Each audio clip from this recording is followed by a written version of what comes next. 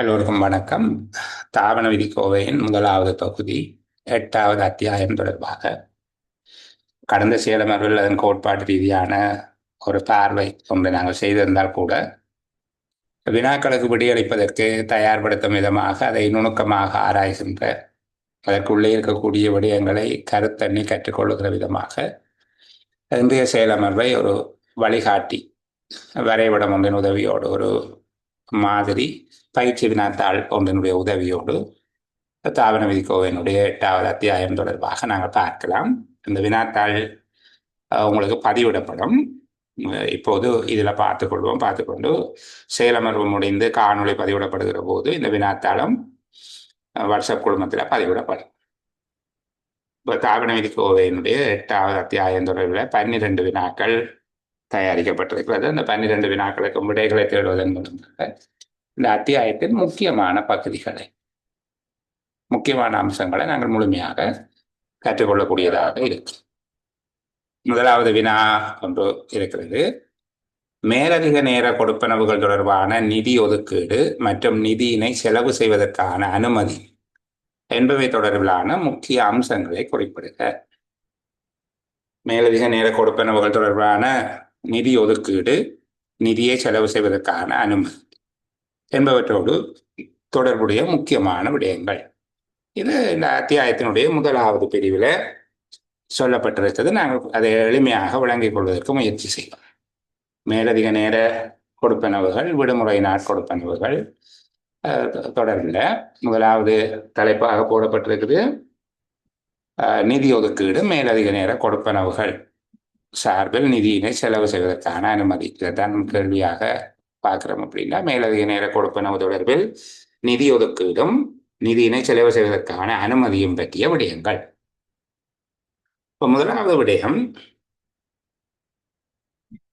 இக்கொடுப்பனவு என்பது நிதி அமைச்சுக்கு உரித்தான விடயம் ஒன்று. நிதி அமைச்சினால்தானே நிதி ஏற்பாடுகள் திட்டமிடப்படுகிறது. இப்போ இந்த விடயம் நிதி என்கிற விடயத்துக்கு பொறுப்பான அமைச்சுக்குரியதுன்றாக நாங்கள் அப்போ சுருக்கமாக நாங்கள் சொல்லுவோம். இது நிதி அமைச்சுக்கு உரித்தான விடயம். காலத்துக்கு காலம் இவ்விடயம் தொடர்பான அறிவுறுத்தல்கள் நிதி அமைச்சினால வெளியிடப்படும். அதற்கு அமைவாக இதை மேற்கொள்ளப்படுதல் வேண்டும். பொதுவாக இது பொது நிர்வாக அமைச்சினால வெளியிடப்பட்டால் கூட நிதி அமைச்சின் அனுசரணையோடு வெளியிடப்படுகிறது அல்லது ஒப்புதலோடு வெளியிடப்படுகிறது என்பது அங்கே இருக்கும். நீங்க பார்த்தீங்கன்னா தெரியும். அப்போ முதலாவது விடயம், நாங்கள் இந்த விடயம் நிதி அமைச்சுக்கு பொறுப்பானது. நிதி அமைச்சினால் வெளியிடப்படக்கூடிய அறிவுறுத்தல்களுக்கு அமைவாக கீழே குறிப்பிடப்படுகிற விடயங்கள் நடைமுறைப்படுத்தப்படலாம். முதல் விடயத்தை நாங்கள் நிதி அமைச்சு இதற்கு பொறுப்பானது. காலத்துக்கு காலம் நிதி அமைச்சினால் வெளியிடப்படுகின்ற அறிவுறுத்தல்கள் பின்பற்றப்படுதல் வேண்டும். இரண்டாவது, மேலதிக நேர கொடுப்பனவு ஒன்றை செலுத்துவதற்காக நிதி ஏற்பாடுகள் செய்யப்பட்டிருந்து செலுத்துவதற்கு தேவையான நிதியும் இருந்தால் அப்போது மாத்திரம் திரைசேரியிடம் வினவாமல் மேலதிக நேர கொடுப்பனவு ஒன்றை செலுத்துவதற்கு அனுமதிக்க முடியும். நிதி ஏற்பாடும் இருந்து நிதியும் இருக்குமாக இருந்து, அதாவது அலோகேஷனும் இருக்கு, இம்ப்ரெஸ்டும் இருக்குது. இப்போது திரைசேரியில கேட்க தேவையில்லை. இல்லாட்டி இம்ப்ரெஸ்ட்ல கேட்க தானே வேணும் திரைசேரிட்டு. இப்போ ரெண்டாவது என்ன சொல்றாங்க, செலவு மதிப்பீடுகளில் நிதி ஏற்பாடுகள் செய்யப்பட்டிருந்து செலுத்துவதற்கு தேவையான நிதியும் இருக்கின்ற சந்தர்ப்பத்தில் திரைசேரியிடம் வினவாமல் மேலதிக நேர கொடுப்பனவு ஒன்றை செலுத்துவதற்கு அனுமதி அளிக்க முடியும். மூன்றாவது, முற்பண கணக்கு முயற்சிகள் தனியானவை. உங்களுக்கு தெரியும், முற்பண கணக்குகளில் இருந்தோ அல்லது வேறு அறவீடுகளில் இருந்தோ நிதி அளிக்கப்படுகிற சேவைகள் தொடர்பில், முற்பண கணக்குகளில் இருந்து அல்லது வேறு அறவீடுகளிலிருந்து கொடுப்பனவு வழங்கப்படுகிற சேவைகள் தொடர்பாக மேலதிக நேர கொடுப்பனவின் எல்லை வரவு செலவு திட்ட பணிப்பாளர் நாயகத்தினால் முன்னரே தீர்மானிக்கப்பட்டிருக்க வேண்டும். முற்பண கணக்குகளில் இருந்து அல்லது அறவீடு செய்யப்படுகிற நிதியங்கள்ல இருந்து வேறு நிதியங்கள்ல இருந்து சேவைகளுக்கான கொடுப்பனவு செய்யப்படக்கூடிய சந்தர்ப்பங்களில் மேலதிக நேர கொடுப்பனவாக செலவிடக்கூடிய தொகையினை வரவு செலவு திட்ட பணிப்பாளர் நாயகம் தீர்மானித்து வழங்குவார். அப்போது தொடர்புடைய அமைச்சு செயலாளரோடு ஆலோசித்து இங்க ஒரு மாதத்துக்கு 20 மணித்தியாலங்களுக்கு மேற்படாத ஒரு மேலதிக நேர கொடுப்பனவினை திணைக்கள தலைவரும் அதற்கு மேற்படுமாக இருந்தால் அமைச்சின் செயலாளரும் அங்கீகரிப்பதற்கு முடியும். இது மூன்றாவது விடயம். முற்பண கணக்குகளில் இருந்து அல்லது ஏனைய அறவீடுகளில் இருந்து கொடுப்பனவு வழங்கப்படுகின்ற சேவைகளுக்கு. இது போர்டுக்குள்ள இல்லை, அதான் அதன் கருத்து. முற்பண கணக்கு தனியான ஒரு நிதியமாகத்தானே காட்டப்படும். அப்படி தனியான நிதியங்களில் இருந்து கொடுக்கிறதாக இருந்தால் அதுக்கு வரவு செலவு திட்ட பணிப்பாளர் நாயகம் முன்னரே அதனுடைய எல்லையை தீர்மானிச்சிருப்பார். அந்த எல்லைக்குள்ள திணைக்கள தலைவர் 7.1 சொல்லப்படுற வரையறை அதுதான். திணைக்கள தலைவருக்கு 20 மணித்தியாலங்கள் அனுமதி வழங்க முடியும். அதற்கு மேற்பட்ட தொகையாக இருந்தால், அதற்கு மேற்பட்ட ஒரு கொடுப்பனவாக இருந்தால் அமைச்சு செயலாளர் அனுமதி வழங்க முடியும். நான்காவது, மதிப்பீடுகளில் ஏற்பாடு செய்யப்பட்ட தொகை அல்லது அந்த முற்பண கணக்கு முயற்சிகள் ஏனையவற்றின் அறவீடுகளின் கீழ் வரவு செலவு திட்ட பணிப்பாளர் நாயகத்தினால அங்கீகரிக்கப்பட்டுள்ள தொகை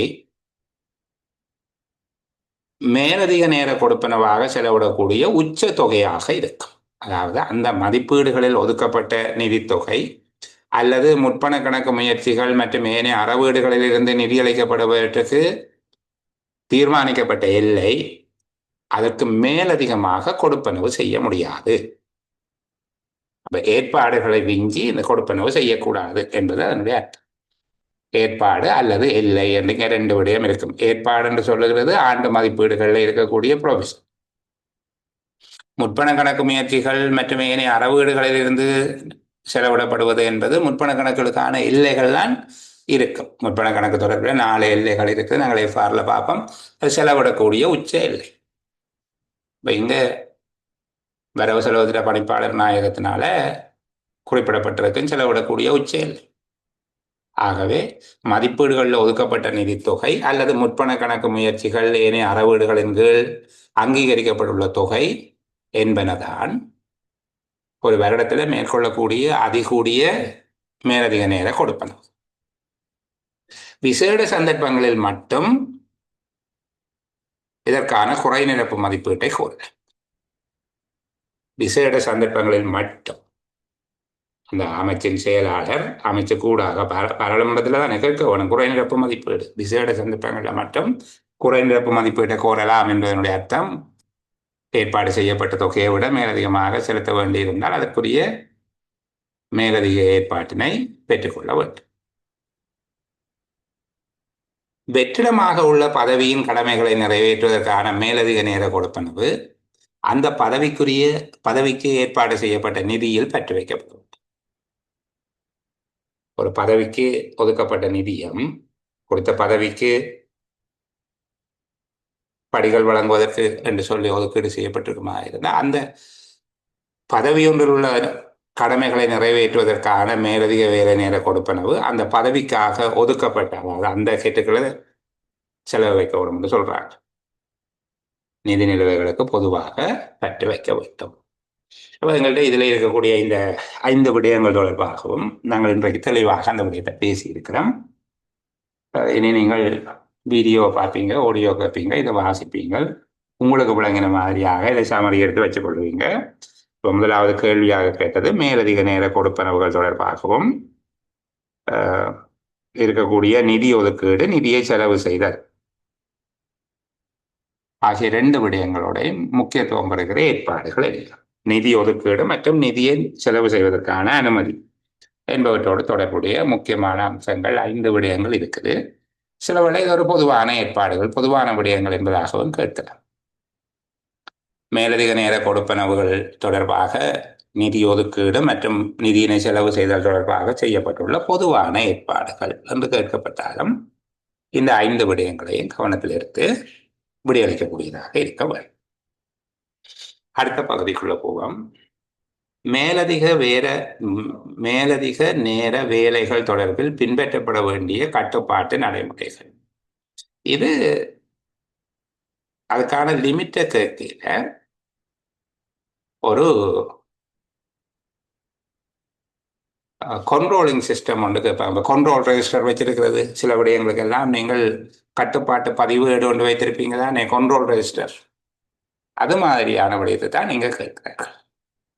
மேலதிக நேர வேலைகள் தொடர்பில் பின்பற்றப்பட வேண்டிய கட்டுப்பாட்டு நடைமுறைகள் என்ன மாதிரியான அட்மினிஸ்ட்ரேட்டிவ் கண்ட்ரோல் சிஸ்டம் ஒன்று இருக்க வேண்டும். இது 2வது பிரிவில் சொல்லப்பட்டிருக்கக்கூடிய இந்த விடயத்தை தான் அதுக்குள்ள கேட்கலாம். மேலதிக நேர வேலை தொடர்பான கட்டுப்பாடு. மேலதிக நேர கொடுப்பனவுகளை பெற்றுக்கொள்வதற்கு போதிய அளவில் மேலதிக நேர வேலையில் உண்மையாக நியாயமான முறையில் ஈடுபட்டுள்ளார் என்பதை திணைக்கள தலைவர் அல்லது அவரால் அதிகாரமளிக்கப்பட்ட பொறுப்பு வாய்ந்த உத்தியோகத்தர் ஒருவர் தனிப்பட்ட முறையில் ஆராய்ந்து அதனை உறுதி செய்ய வேண்டும். இதில் திருப்தி அடைய வேண்டும் என்று இருக்குது. முதலாவது விடயம், அலுவலர் ஒருவர் மேலதிக நேர கொடுப்பனவுகளை பெற்றுக்கொள்வதற்கு அவர் போதிய அளவில் மேலதிக நேர வேலையில் உண்மையாகவும் நியாயமான முறையிலும் ஈடுபட்டுள்ளார் என்பதை திணைக்கள தலைவர் அல்லது அவரால் அதிகாரமளிக்கப்பட்ட பொறுப்பு வாய்ந்த உத்தியோகத்தர் ஒருவர் தனிப்பட்ட முறையில் ஆராய்ந்து திருப்திப்பட வேண்டும். அதில் அடுத்த விடயமாக, குறித்த சேவையில் அல்ல குறித்த பணியில் விதிக்கப்பட்ட அளவு சேவை ஆற்றப்படுகிறது. அவருக்கு வழங்கப்பட்ட அளவுக்கு அவர் சேவை ஆற்றுகிறார். சேவை ஆற்றாமல் வீணாக விரயமாகின்ற நேரத்துக்கு மேலதிக நேர கொடுப்பனவு செலுத்தப்படவில்லை என்பதை உறுதிப்படுத்தும் வகையில் கண்காணிப்புகள் மேற்கொள்ளப்பட்டு உரிய பரிசீலனைகள் மற்றும் உரிய பரிசீலனை செய்யப்பட வேண்டும். 2வது விடயம் சொல்ல வேண்டும், அந்த உத்தியோகத்தர் அவருக்கு விதிக்கப்பட்ட அளவுக்கு சேவை ஆற்றுவதாகவும் பணியாற்றாமல் வீணாக விரயமாகின்ற காலத்துக்கு மேலதிக நேர கொடுப்பனவு செலுத்தப்படவில்லை என்றும் கண்காணிப்பு மேற்கொண்டு உரிய பரிசீலனைகள் மூலமாக உறுதிப்படுத்திக் கொள்ளுதல் வேண்டும். 3வது, இந்த கொடுப்பனவுகள் தொடர்பான அறிக்கைகள் பதிவுகளை பேணி வருவதற்கான முறைமை ஒன்று வகுத்துக் கொள்ளப்பட வேண்டும். இதை பெரும்பாலும் ரெஜிஸ்டர் வச்சிருப்பினோம், ஓவர் டைம் ரெஜிஸ்டர் ஒன்று வச்சிருக்கணும். அப்போ உரிய அறிக்கைகளை பேணி வருவதற்கான முறைமை ஒன்று வகுத்து கொள்ளப்படுதல் வேண்டும். இந்த 3ஐயும் சேர்த்து நீங்கள் விடையாக எழுதலாம். மேலதிக நேர வேலை தொடர்பாக மேற்கொள்ளப்பட வேண்டிய கட்டுப்பாட்டு முறைமை, நிர்வாக கட்டுப்பாடுகள் என்று சொல்லி கேட்கப்பட்டால் இந்த விடயத்தை சொல்ல. அடுத்த 3வது கேள்விக்குள்ள போவோம். மேலதிக நேர கொடுப்பனவு செலுத்தப்படக்கூடிய சந்தர்ப்பங்கள் மற்றும் அவ்வாறான கொடுப்பனவின் போது கவனம் செலுத்தப்பட வேண்டிய விடயங்கள் தொடர்பில் சுருக்கமாக விவரிக்கும். அங்கே இது செலுத்தப்படக்கூடிய சந்தர்ப்பங்கள் என்கிற தலைப்புக்கு கீழே தான் சொல்லப்பட்டிருக்குது. ஆனால் செலுத்தப்படக்கூடிய சந்தர்ப்பங்களை சொல்லுகிற போதே எவ்வாறான நேரங்களில் எல்லாம் இதை கொடுக்கவும் கூடாது என்பதை பற்றி சொல்லியிருக்கிறார். ஆகவே மேலதிக நேர கொடுப்பனவு செலுத்தப்படக்கூடிய சந்தர்ப்பங்கள் என்று கேட்கப்பட்டாலும் அந்த பகுதியை முழுமையாக எழுதுவார். குறிப்பாக உயர்நிலை போட்டி பரீட்சைகளுக்கு, SLAS மாதிரியான பரீட்சைகளுக்கு அதிக புள்ளிகளுக்கான ஒரு கேள்வியாக இது வருமா இருந்தால் முழுமையாக எழுத வேண்டியிருக்கும் 8 புள்ளிகளுக்கு. என்னுடைய ஞாபகம் சரியாக இருந்தால் 2017ஆம் ஆண்டு இந்த கேள்வி கேட்கப்பட்டது. மேலதிக நேர கொடுப்பனவு செலுத்தப்படக்கூடிய சந்தர்ப்பங்கள். இதில் ஒரு குழப்பம் வருகிறது. சந்தர்ப்பங்கள் என்கிறது வேறு, கால அளவு வேறு, கொடுப்பனவு தீர்மானிக்கப்படுகிற முறைமை என்பது வேறு. அந்த 3ஐயும் தெளிவாக வச்சிருக்கணும். இது சந்தர்ப்பம். அப்போ கட்டுப்பாடுகள் என்பது வேறு, அது முதல் சொல்லிக்கிட்டோம். சரி, இப்போ ஒவ்வொரு விடயத்திலையும் தெளிவாக இருக்கணும். கேள்வியை புரிந்து கொண்டு அவர்கள் சில வேளைகளில் மேலதிக நேர கொடுப்பனவை வழங்கும் போது கணிப்பீட்டு முறையை பற்றி கேட்கிற போது இந்த கொடுப்பனவு செய்யக்கூடிய சந்தர்ப்பங்களை எழுதுகிறவர்கள் உண்டு. இப்போ இங்கே அவர்கள் கேட்கறது மேலதிக நேர கொடுப்பனவு எந்த சந்தர்ப்பத்தில் கொடுக்கலாம் என்று கேட்டால், நீங்கள் கொடுக்கக்கூடிய கொடுக்கக்கூடாத 2 சந்தர்ப்பத்தையும் சேர்த்து தான் அதில் இருக்கக்கூடிய விடயங்களை எழுத வேணும். ஒரு தடவை நாங்கள் கலந்துரையாடி இருக்கிறோம் என்பதால மிகச் சுருக்கமாக இந்த பகுதியை பார்த்துட்டு போவோம். சரிதானே? அப்படியான சந்தர்ப்பத்தில் கொடுக்கலாம் என்பதுதான் இங்கே தலைப்பாக தரப்பட்டிருக்கு. அப்போ முதலாவது, குறிப்பிட்ட வேலையை நிறைவேற்றுவதற்கு வேறு எந்த வழியும் இல்லை. வேறு வழிமுறைகளில் அந்த வேலையை நிறைவேற்றிக் கொள்ள முடியாது. மிக முக்கியமான சந்தர்ப்பத்தில் மாத்திரம்தான் மேலதிக நேர வேலைகளுக்காக நிதியை செலவிட வேண்டும். திணைக்களத்தில் அதுக்கு பொருத்தமான வேறு ஒரு சிஸ்டத்தை உருவாக்கி கொள்ள முடியாது. எப்படியோ வேலை நேரத்துக்கு மேலதிகமாக தான் இதை செய்து முடிக்க வேண்டி இருக்கும். அப்போ முதலாவது எளிமையாக சொல்லி இருக்கிறேன், இதில் இருக்கிற மாதிரியாக நீங்கள் எழுதி கொள்ள முடியும். ஏதேனும் ஒரு குறித்த பணியொன்றை நிறைவேற்றுவதற்கு வேறு எந்த வழியும் இல்லாத மிக முக்கிய சந்தர்ப்பங்களில் மாத்திரமே மேலதிக வேலை நேர கொடுப்பனவுக்காக நிதியை செலவிட வேண்டும். திணைக்களத்தில் அதற்கு பொருத்தமான வேலை திட்டம் ஒன்றை அமைத்துக் கொள்ள முடியாத சந்தர்ப்பத்தை உதாரணமாக சொல்லியிருக்கிறேன். இரண்டாவது, ஒரு பர்டிகுலர் ஒர்க்காக இருக்கணும், அது ரெகுலர் ஒர்க்காக இருக்கக்கூடாது. அதே நேரம் அது ஏர்ஜென்ட், என்ன அந்த எங்கள்ட ரெகுலர் டைமுக்குள்ளே செய்து முடிக்க இயலாது. இப்படியெல்லாம் அதுக்கு நிபந்தனைகள் இருக்குது. குறிப்பாக விதித்துரைக்கப்பட்டது, சாதாரண கடமைகளில் இருந்து முற்றிலும் புறம்பானது, அவசரமானது, சாதாரண கடமை நேரத்தில் மேற்கொள்ள முடியாதது, இப்படியான வேலைகளுக்கு மாத்திரம் மேலதிக நேர கொடுப்பனவுகளை செலுத்த முடியும். அதாவது தாமதிக்க இயலாத, வச்சு அடுத்த கிழமை ஒரு ரெகுலர் டைமில் செய்து முடிக்க இயலாது, அவசரம். சரிதானே? அது வளமையாக நடக்கிற ஒரு விடயம் அல்ல. வளமையான வேலைகளோட புறம்பானது, எக்ஸ்ட்ராவா வேலை வந்துருச்சு, அப்படி இருக்கும். குறிப்பாக விதித்துரைக்கப்பட்டது, சாதாரண கடமைகளில் இருந்து முற்றிலும் புறம்பானது, அவசரமானது, சாதாரண கடமை நேரத்தில் மேற்கொள்ள முடியாதது என்கிற பண்புகளை கொண்ட வேலைகளுக்கு மாத்திரம் கொடுக்க வேண்டும். இதை சொல்லிட்டு இது இந்த மறுதலையாக இன்னொரு விளக்கத்தை சொல்லுகிறார். அதை நாங்கள் மூன்றாவதாக சொல்லிக்கொள்ள இயலும். திணைக்களத்தின் சாதாரண விடயப்பரப்பில் உள்ளடக்கப்பட்ட வேலைகள். அப்ப மேலே சொன்ன சாதாரண கடமைகளிலிருந்து முற்றிலும் புறம்பானதுக்கு கொடுக்கலாம் என்றா, இங்க திருப்பி சாதாரண விடயப்பரப்பில் உள்ளடக்கப்பட்ட வேலைகளுக்கு கொடுக்க முடியாது என்று சொல்ல வருவேன். திணைக்களத்தின் சாதாரண விடயப்பரப்பில் உள்ளடக்கப்பட்டுள்ள வேலைகள் உத்தியோகத்தில் ஒருவருடைய கவன ஈனம் காரணமாக, அலுவலக முறைமை ஒன்று காணப்படாமையின் காரணமாக, அலுவலக முறைமைகளை பின்பற்றாமை காரணமாக உரிய நேரத்தில் நிறைவேற்ற முடியாமல் ஒன்று சேர்ந்த வேலைகளுக்கு மேலதிக நேர கொடுப்பனவு செலுத்தக்கூடாது. கொடுப்பனவு இன்றி அந்த வேலைகளை செய்விக்க வேண்டும் என்பதுதான் அதனுடைய அர்த்தம். சாதாரண விடயப்பரப்பில் உள்ளடக்கப்பட்ட வேலைகளுக்கு உத்தியோகத்தர் ஒருவருடைய கவன ஈனம் காரணமாக ஒன்று சேர்ந்த வேலைகள், அலுவலக முறைமை ஒன்று காணப்படாமை அல்லது அலுவலக முறைமையை பின்பற்றாமை காரணமாக உரிய நேரத்தில் நிறைவேற்ற முடியாமல் ஒன்று சேர்ந்த வேலைகள் போன்றவற்றுக்கு மேலதிக நேர கொடுப்பனவு செலுத்தக்கூடாது. அவசரமான ஒரு சந்தர்ப்பத்தில் ஒரு சில மணித்தியாலங்கள் பணியாற்றும்படி, அவசரமான நிலைமை ஒன்றின் போது ஒரு சில மணித்தியாலங்கள் பணியாற்றும்படி உத்தியோகத்தர் பணிக்கப்படுகிற சந்தர்ப்பத்தில் அவருக்கு மேலதிக நேர கொடுப்பனவை அனுமதிக்க வேண்டியதில்லை. விசேடமான அவசரமான பணிகளை நிறைவேற்றுவதற்கு குறிப்பிடத்தக்க காலப்பகுதி வரையில் அவர் பணியாற்ற வேண்டியிருந்தால் அப்போது மட்டும் மேலதிக மணித்தியாலங்களுக்கு கொடுப்பனவை வழங்கலாம். அவசரமான நிலைமையில ஒரு சில மணித்தியாலம் ஒரு மேலதிகமான வேலையை செய்யுங்கோ என்ற போது அப்படி செய்விக்கப்படுற எல்லா நேரத்திலையும் மேலதிக நேர கொடுப்பனவை வழங்க வேண்டும் என்பது அல்ல. செலுத்துவதற்கு அனுமதித்தல் கூடாது என்று யாதேனும் அவசரமாக நிறைவேற்ற வேண்டிய விசேட பணிகளை நிறைவேற்றுவதற்காக, மேலே சொன்னப்பட்டதை திரும்பவும் ஞாபகப்படுத்தி கொண்டீங்கன்னா தெரியும். வளமையான பணிகளுக்கு கொடுக்கக்கூடாது என்று சொல்லியிருக்கு. அப்போ அவசரமான விசேடமான பணிகளை நிறைவேற்றுவதற்காக, அதுவும் குறிப்பிடத்தக்க காலப்பகுதி வரையில் குறிப்பிடத்தக்க மணித்தியாலங்கள் மேலதிக நேரம் பணியாற்ற வேண்டிய சந்தர்ப்பத்தில் மாத்திரம் மேலதிக நேர கொடுப்பனவை செலுத்த முடியும். ஒரு திணைக்களத்தில் நாளாந்தம் மேலதிக நேர வேலை காணப்படும் சந்தர்ப்பத்தில் அதை வளமையான கட்டண தொகைகளின் அடிப்படையில் தொடர்ச்சியாக கொடுப்பனவு செலுத்தக்கூடாது. இதற்கான ஒரு மாற்று கொடுப்பனவு முறைமை ஒன்றினை தாபன பணிப்பாளர் நாயகத்திடமிருந்து பெறுதல் வேண்டும். ஒரு திணைக்களத்தில் இப்போ உதாரணத்துக்கு ஹாஸ்பிட்டல் எப்போவுமே மேலதிக நேர வேலை தான் இருக்கும். ஒரு திணைக்களத்தில் மேலதிக நேர வேலை காணப்படுமாக இருந்தால் அதை வேறு விதமாக சீர் செய்ய முடியாது என்கிற போது அதை வளமையான கட்டணத் தொகைகளின் அடிப்படையில் நீண்ட காலத்துக்கு கொடுப்பனவு செய்யக்கூடாது. தாபன பணிப்பாளர் நாயகத்திடம் அதற்கான கொடுப்பனவு முறைமை ஒன்றை விதிக்கும்படி கோர வேண்டும்.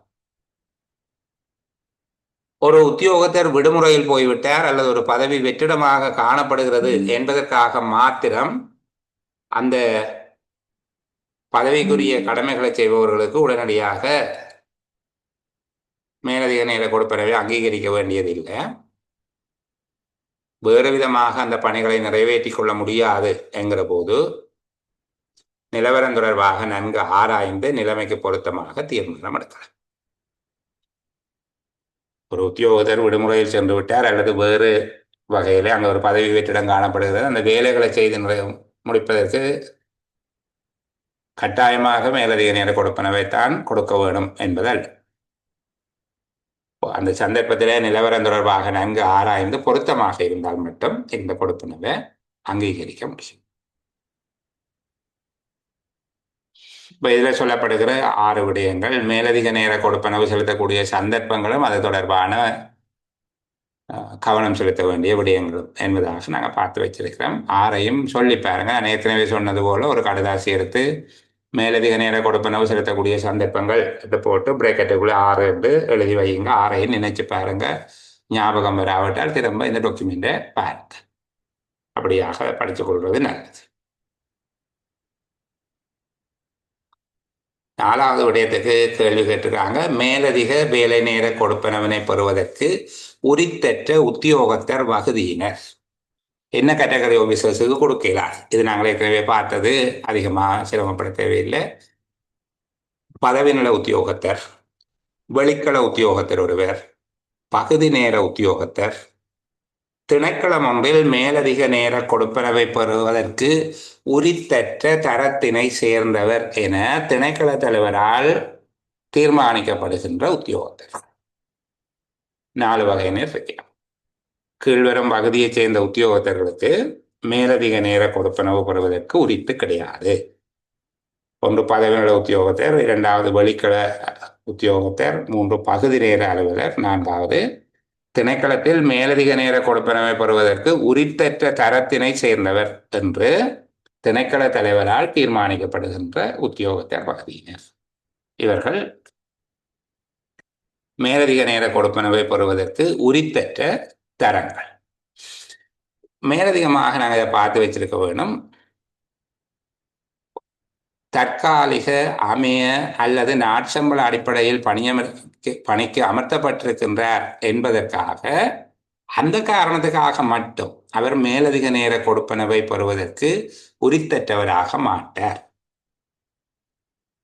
ஒரு உத்தியோகத்தர் தற்காலிக அடிப்படையிலாக அல்லது அமையம், கேசுவல் என்று சொல்லுவீங்க என்ன, டெம்பரரி, கேசுவல் அல்லது டேபே, நாட்சம்பள அடிப்படையில் பணிக்கமர்த்தப்பட்டிருக்கிற ஒரே காரணத்துக்காக அவருக்கு மேலதிக நேர கொடுப்பனவை பெறுவதற்கு உரித்தற்றவர் என்று கருதக்கூடாது. அதுபோல அவருக்கு உரித்து இருக்குது என்பதுதான் இங்கே மறைமுகமாக சொல்லப்படுறது. இந்த காரணத்துக்காக மட்டும் அவருக்கு உரித்து இல்லை என்று கருதக்கூடாது. அவருக்கு வேறு விதமாக வேலை செய்தால் அவருக்குரிய கொடுப்பனவு இருக்கு, அது கொடுக்கிறது. நாங்கள் கேஷுவலாக எடுக்கிற ஆட்களுக்கெல்லாம் அந்த கொடுப்பனவு செய்கிறது. தேர்தல் ஆணைக்குழுவில் தேர்தல் காலத்தில் அமைய பணியாளர்களை வேலைக்கு அமர்த்திக் கொள்வோம், அவர்களுக்குரிய கொடுப்பனவு அவ்வாறு செய்யப்படுகிறது. அதே போல ஒரு புதிய பதவிக்கு அல்லது தரத்துக்கு, ஒரு வகுப்புக்கு மேலதிக நேர கொடுப்பனவு உடையதா இல்லையா என்பது தொடர்பில் தீர்மானிப்பதற்கு முன்பாக தாபன பணிப்பாளர் நாயகத்திடம் அதற்கான ரூலிங்கை கேட்கும், அதற்கான அங்கீகாரத்தை கேட்டு பெற்றுக்கொள்ள வேண்டும்.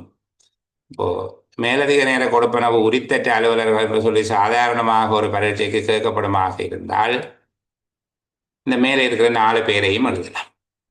எங்களுடைய SLA ஸ்கீம் எழுதிய கவனமாக இருக்க வேணும். அவன் இந்த பகுதியை இப்படியே 4வது இந்த போர்ஷன் அப்படியே காப்பி பண்ணித்தான் கொடுப்பார். இப்போ படிக்கிற போது நீங்கள் இந்த விஷயத்தையும் உள்வாங்கி அந்த 4 பேரையும் சொல்லிட்டு அதுக்கு மேலே தற்காலிக, அமைய அல்லது நாட்சம்பள அடிப்படையிலான அலுவலர் ஒருவர் அந்த காரணத்துக்காக மட்டும் உரித்தற்றவராக மாட்டார். அதுபோல ஒரு புதிய பதவி அல்லது அலுவலர் வகுப்பு தரம் மேலதிக நேர கொடுப்பனவுக்கு தகுதியுடையதா என்பதை தாபன பணிப்பாளர் நாயகத்திடம் உசாவி அதற்குரிய அங்கீகாரத்தை பெற்றுக்கொள்ள வேண்டும். என்பதை மேலதிகமாக சேர்த்துக்கொள்ள. மேலதிக நேர கொடுப்பனவுகளை இதில் எல்லா கேள்வியுமே மேலதிக நேரம் என்று தான் தொடங்கும், ஒன்றும் செய்ய இயலாது. என்ன மேலதிக நேர கொடுப்பனவுகளை செலுத்தும் நோக்கத்துக்காக கணக்கிடப்பட வேண்டிய கால எல்லைகள் தொடர்பில் கவனம் செலுத்தப்பட வேண்டிய முக்கிய விடயங்கள். அப்போ அந்த டைம் கால்குலேஷன் எப்படி என்றதுதான் கேள்வி. பேமெண்ட் கால்குலேஷன் வேற, டைம் கால்குலேஷன் வேற, கவனமாக இருக்க வேணும். கேள்வி எது என்று சொல்லி பார்க்கவும். டைம் கால்குலேஷனை கேட்குறாரா, பேமெண்ட் கால்குலேஷனை கேட்குறாரா, அதில் தெளிவாக இருக்கு. இப்போ இங்கே கணக்கிட வேண்டிய கால எல்லை என்றது டைம் கால்குலேஷன் தான் கேட்குறாங்க.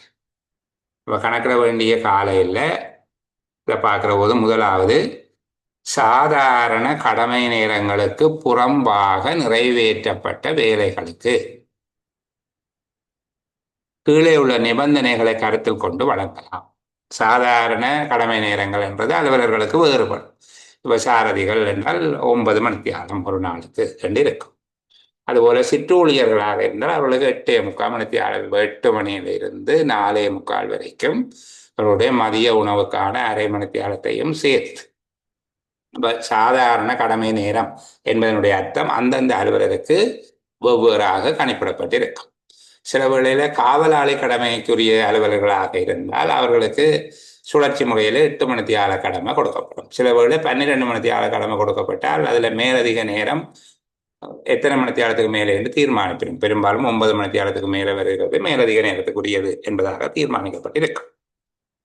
அது மாதிரியாக சில வேளைகளில் அவ்வாறு கடமையில் ஈடுபடுகிறவர்களுக்கு ஒரு 12 மணி நேர கடமை, 12 மணி நேர மேலதிக நேர கொடுப்பனம் என்பவற்றை அங்கீகரித்து அடுத்த நாள் விடுமுறை கொடுக்கப்படுகிறதும் உண்டு. அப்போ இந்த மாதிரியாக சாதாரண கடமை நேரத்தை நாங்கள்லாம் விளங்கிக் கொள்ள வேண்டும், விளக்கத்துக்காக சொல்லுகிறேன். சரி, இதுக்குள்ளே வருவோம். எப்படி டைம் கால்குலேஷன்? முதலாவது சாதாரண கடமை நேரத்துக்கு மேலதிகமாக நிறைவேற்றப்பட்ட வேலைகளுக்கு கொடுப்பனவை வழங்கலாம். அது கீழ்வரும் விதிகளுக்கு உட்பட்டது.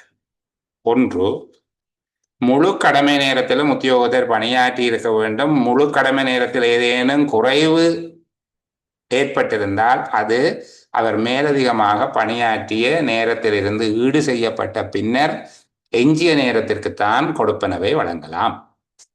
இது விளங்குறதுக்காக எளிமையா சொல்லுவேன். அவர் தனக்குரிய முழு கடமை நேரத்திலும் பணியாற்றி இருக்க வேண்டும். அந்த நேரத்தில் ஏதேனும் குறைவு ஏற்பட்டிருந்தால் அந்த நாளில் அவர் மேலதிகமாக அந்த நாளில் அவர் மேலதிகமாக பணியாற்றிய நேரத்தில் இருந்து அந்த குறைவு ஈடு செய்யப்பட்ட பின்னர் எஞ்சுகிற நேரத்துக்கு தான் கொடுக்கலாம். இதுதான் இங்கே சொல்லப்பட்டிருக்கு. நாளுக்குரிய முழு கடமை நேரத்திலும் உத்தியோகத்தர் பணியாற்றி இருக்க வேண்டும். ஏதேனும் ஒரு நாளில் தாமதமாக வேலைக்கு வந்ததால் அல்லது அரை நாள் லீவு, சமய வழிபாட்டுக்கான லீவு போன்ற எந்த ஒரு வகையிலான லீவு காரணமாகவும் இழக்கப்பட்ட காலத்தை அந்த நாளில் பணிபுரிந்த மேலதிக நேரத்திலிருந்து கழித்துவிட்டு எஞ்சிய காலத்தை மாத்திரம் மேலதிக நேரமாக கருதி அதற்கு மாத்திரமே மேலதிக நேர கொடுப்பனவை செலுத்த வேண்டும். சரிதானே? அப்போ இதை நீங்கள் எளிமையாக புரிந்து கொள்ள முடியும். ஒரு நாளில் அவருக்குரிய முழு கடமை நேரத்தில் பணியாற்றி இருக்க வேண்டும். ஏதேனும் விடுமுறைகள் அல்லது தாமதம் காரணமாக முழு கடமை நேரத்தில் அவர் பணியாற்ற தவறிய அல்லது இழக்கப்பட்ட நேரம் அந்த நாளில் அவர் மேலதிகமாக கடமை நேரத்துக்கு புறம்பாக பணியாற்றிய நேரத்தில் இருந்து ஈடு செய்யப்பட்ட பின்னர் எஞ்சிய நேரத்துக்கு தான் கொடுப்பனவு செய்ய வேண்டும். அடுத்தபடியாக ஒரு தடவையில் அரை மணித்தியாலத்துக்கு குறைஞ்சு வேலை செய்தால் அல்லது ஒரு நாளில் 1 மணித்தியாலத்துக்கு குறைவாக வேலை செய்தால் அதை கணக்கில் எடுக்க தேவையில்லை. அதே போல வேலை செய்த மணித்தியாலங்களினுடைய அளவு ஒரு மணித்தியாலத்தின் கால் பகுதி என்கிற பிரிவுகளாக எடுக்க வேணும். 1/4 மணித்தியாலம், அரை மணித்தியாலம், 3/4 மணித்தியாலம், 1 மணித்தியாலம், அப்படித்தான் இருக்கும். 5 மணித்தியாலம், 5:15, 5:30, 5:45, 6 இப்படி பார்க்க வேணுமே தவிர இந்த 5 நிமிடம் 10 நிமிடம் அப்படி பார்க்கக்கூடாது. இப்போ மொத்த அளவை கணக்கிடும் போது ஒரு மணித்தியாலத்தில் 4 ஒரு பகுதிக்கு குறைந்த நேரத்தை கொடுப்பனவு கணிப்பீட்டுக்கு உள்ளடக்க கூடாது. சரிதானே? பயணிக்கும் காலத்தினை மேலதிக நேர கொடுப்பனவுக்காக சாதாரணமாக கருதக்கூடாது. ஆனால் பயணிப்பது கடமையை நிறைவேற்றுவதில் ஒரு அங்கமாக காணப்பட்டால், அல்லது கடமை பொறுப்பின் தன்மைக்கேற்ப ஓய்வு எடுக்க முடியாமல் தொடர்ச்சியாக அவதானத்துடன் இருக்க வேண்டிய சந்தர்ப்பத்தில் அது மேலதிக நேர கொடுப்பனவுக்கு கணிப்பீடு செய்யப்படும். அப்ப கீழ்வரும் சந்தர்ப்பங்களை தவிர கணிக்க கூடாதுன்னா இந்த சந்தர்ப்பங்கள் கணிக்கலாம். சாதாரணமாக கடமை நேரத்துக்கு புறம்பாக கடமைக்காக பயணிக்கும் காலத்தை மேலதிக நேர கொடுப்பனவுக்காக கணக்கிடக்கூடாது. கீழ்வரும் சந்தர்ப்பங்கள் கணிப்பீட்டில் வரும். உதாரணமாக, பயணிப்பது கடமையை நிறைவேற்றுவதில் ஒரு அங்கமாக காணப்படும் போது, அல்லது கடமையின் தன்மைக்கேற்ப ஓய்வு எடுக்க முடியாமல் தொடர்ச்சியாக அவதானத்துடன் இருக்க வேண்டிய சந்தர்ப்பத்தில் மேலதிக நேர கொடுப்பனவுக்கு கணக்கிட வேண்டும். இது மூன்றாவது நிபந்தனை. என்ன, முதலாவது அது கெரிங்கா தானே சொன்னாங்க, தன்னுடைய சாதாரண வேலை நேரத்துக்கு புறம்பாக வேலையாற்றியதுக்கு கீழ்வரும் நிபந்தனைகள் அடிப்படையில் கொடுப்பனவை வழங்க முடியும் என்று நிபந்தனைகள் சொல்லிக் கொண்டு வருகிறீங்க. அப்ப இது மூன்றாவது நிபந்தனை.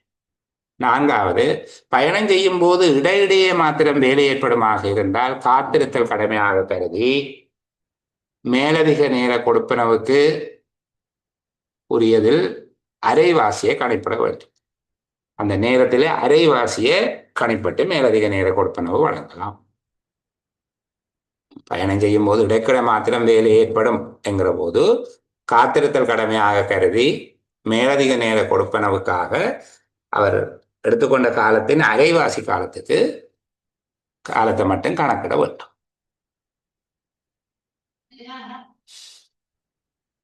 சாதாரணமாக அவருடைய வேலை நேரத்திலும் பார்க்க மேலதிகமாக பணியாற்றிய மணித்தியாலங்களை அடிப்படையாக கொண்டு மேலதிக நேரத்தை கணிப்பிட வேண்டும். இருப்பினும் ஒரு வாரத்தில் இத்தனை மணித்தியாலங்கள் பணியாற்ற வேண்டும் என்ற நிபந்தனை காணப்படுகிற போது அவர் வாரத்தில் பணியாற்றிய மொத்த மணித்தியாலங்களின் அடிப்படையில் கணிப்பிட முடியும்.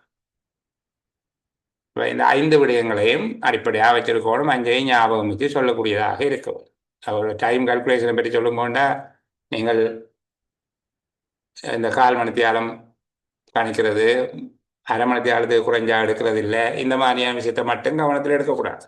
இதில் இருக்கக்கூடிய 6 பாயிண்ட்ஸ் இருக்குது. 5 கண்டிஷன் சொல்லப்பட்டிருக்கு. முதலாவது அதற்கான ஒரு முன்னுரையாக இருக்குது. இந்த 6 விடயத்தை உள்ளடக்கி விட எழுதக்கூடிய மாதிரி இருக்கும்.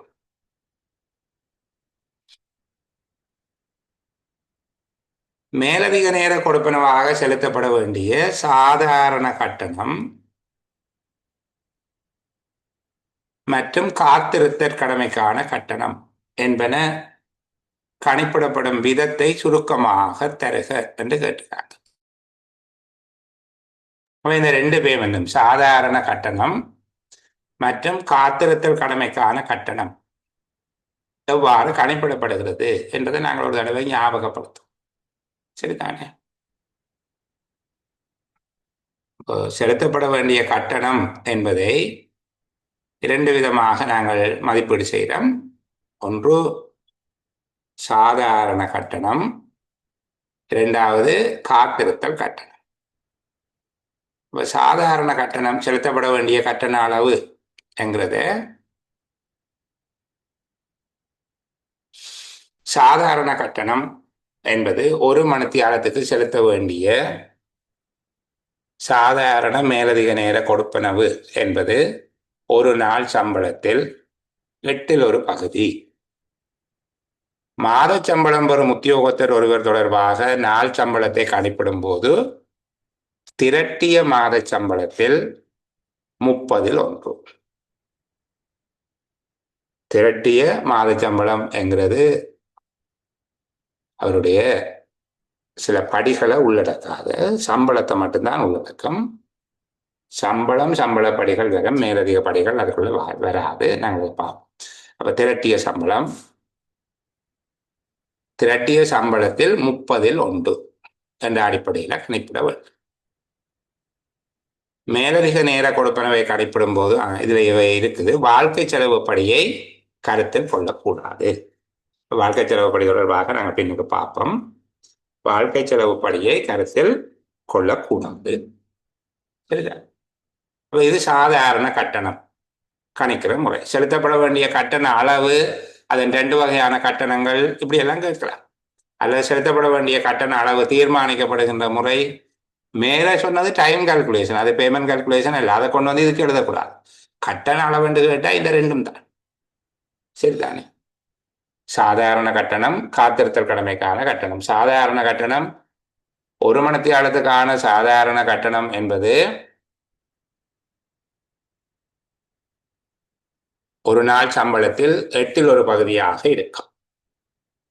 மாத சம்பளம் பெறுகிற உத்தியோகத்தர்கள் தொடர்பாக ஒரு நாள் சம்பளத்தை அவருடைய மாத சம்பளத்தில், திரட்டிய மாத சம்பளத்தில் 1/30 என்ற வகையில் கணிக்க வேணும். அதில் மேலதிக நேர கொடுப்பனவு கணிப்பீட்டுக்கு வாழ்க்கை செலவு படிய சம்பளத்தில் உள்ளடக்கக்கூடாது. காத்திருத்தல் கடமை என்பது சாதாரண கட்டணத்தில் அரைவாசி என்ற விதத்தில் காத்திருக்கும் கடமைகளுக்கான மேலதிக நேர கொடுப்பனவு செலுத்தும். எவ்வளவு நேரம் இருந்தாரோ அந்த நேரத்துக்கு உரிய சாதாரண கட்டணத்தை கணிச்சு அதில் அரைவாசியை கொடுக்கலாம், அல்லது அரைவாசி நேரத்துக்கு கொடுக்கலாம். நேர கணிப்பீட்டிலே அரைவாசி நேரம் என்றுதான் சொல்லியிருக்கிறாங்க. இது தவிர சில பேருக்கு இந்த கல்குலேஷன் வேறு விதமாக இருக்கிறது. சில அலுவலர்களுக்கு சில விதமான கணிப்பீட்டு முறை இருக்குது பிள்ளைகள். இது நான் கொஞ்சம் கூட மேலதிக அறிவுக்காக சொல்லித் தருகிறேன். இங்கே 8 ஒரு நாளைக்கு 8ல் 1. அப்போ ஒரு மாதம் ரெண்டு வரைக்குள்ள 30ல் 1 8ல் 1. அப்போ 30ல் 1 தர 8ல் 1 240ல் 1. இங்கே ஒரு மணித்தியாலத்துக்கான கட்டணம் எப்படி தீர்மானிக்கப்படுது? அவருடைய மொத்த சம்பளத்தில் 240ல் ஒரு பங்கு. வாழ்க்கை செலவு படி தவிர்ந்த சம்பளத்தில் 240ல் 1. இப்படி தீர்மானிக்கப்படுகிறவர்களுக்கு மாற்றம் இல்லை, அப்படியே கொடுப்பனவு செய்யப்படும். அப்போ இறுதியாக வந்த 10/2025 சம்பள சுற்றறிக்கையில் சுட்டிக்காட்டப்பட்ட ஒரு விடயத்தை மேலதிகமாக உங்களுக்கு சொல்லிட்டு போகிறேன். சில பேருக்கு மாத சம்பளத்தில் 80ல் 1 மணித்தியாலத்துக்கான கொடுப்பனவாக கணிக்கப்படுவது உண்டு. சரியா? 80ல் 1, 120ல் 1, 160ல் 1, 200ல் 1, 240ல் 1 என்று சொல்லி 5 விதமான கல்குலேஷன் மெத்தட் இருந்தது. இப்போது அதை மாற்றிட்டோம். மாற்றிக்கல நீங்கள் 80 120 மாற்றுங்கோன்னு சொல்லி 80ல் 1 இருக்கிறத 120ல் 1 மாற்றுங்கோ என்று நேரடியாக சொல்லிங்க. அது என்ன சொல்லிக்கணும்னா 80ல் 1 மாத சம்பளத்தில் 80ல் ஒரு பகுதியே மணித்தியால கொடுப்பனவாக கணிப்பவர்களுக்கு அதன் 3ல் 2 பங்கை செலுத்துங்கோ.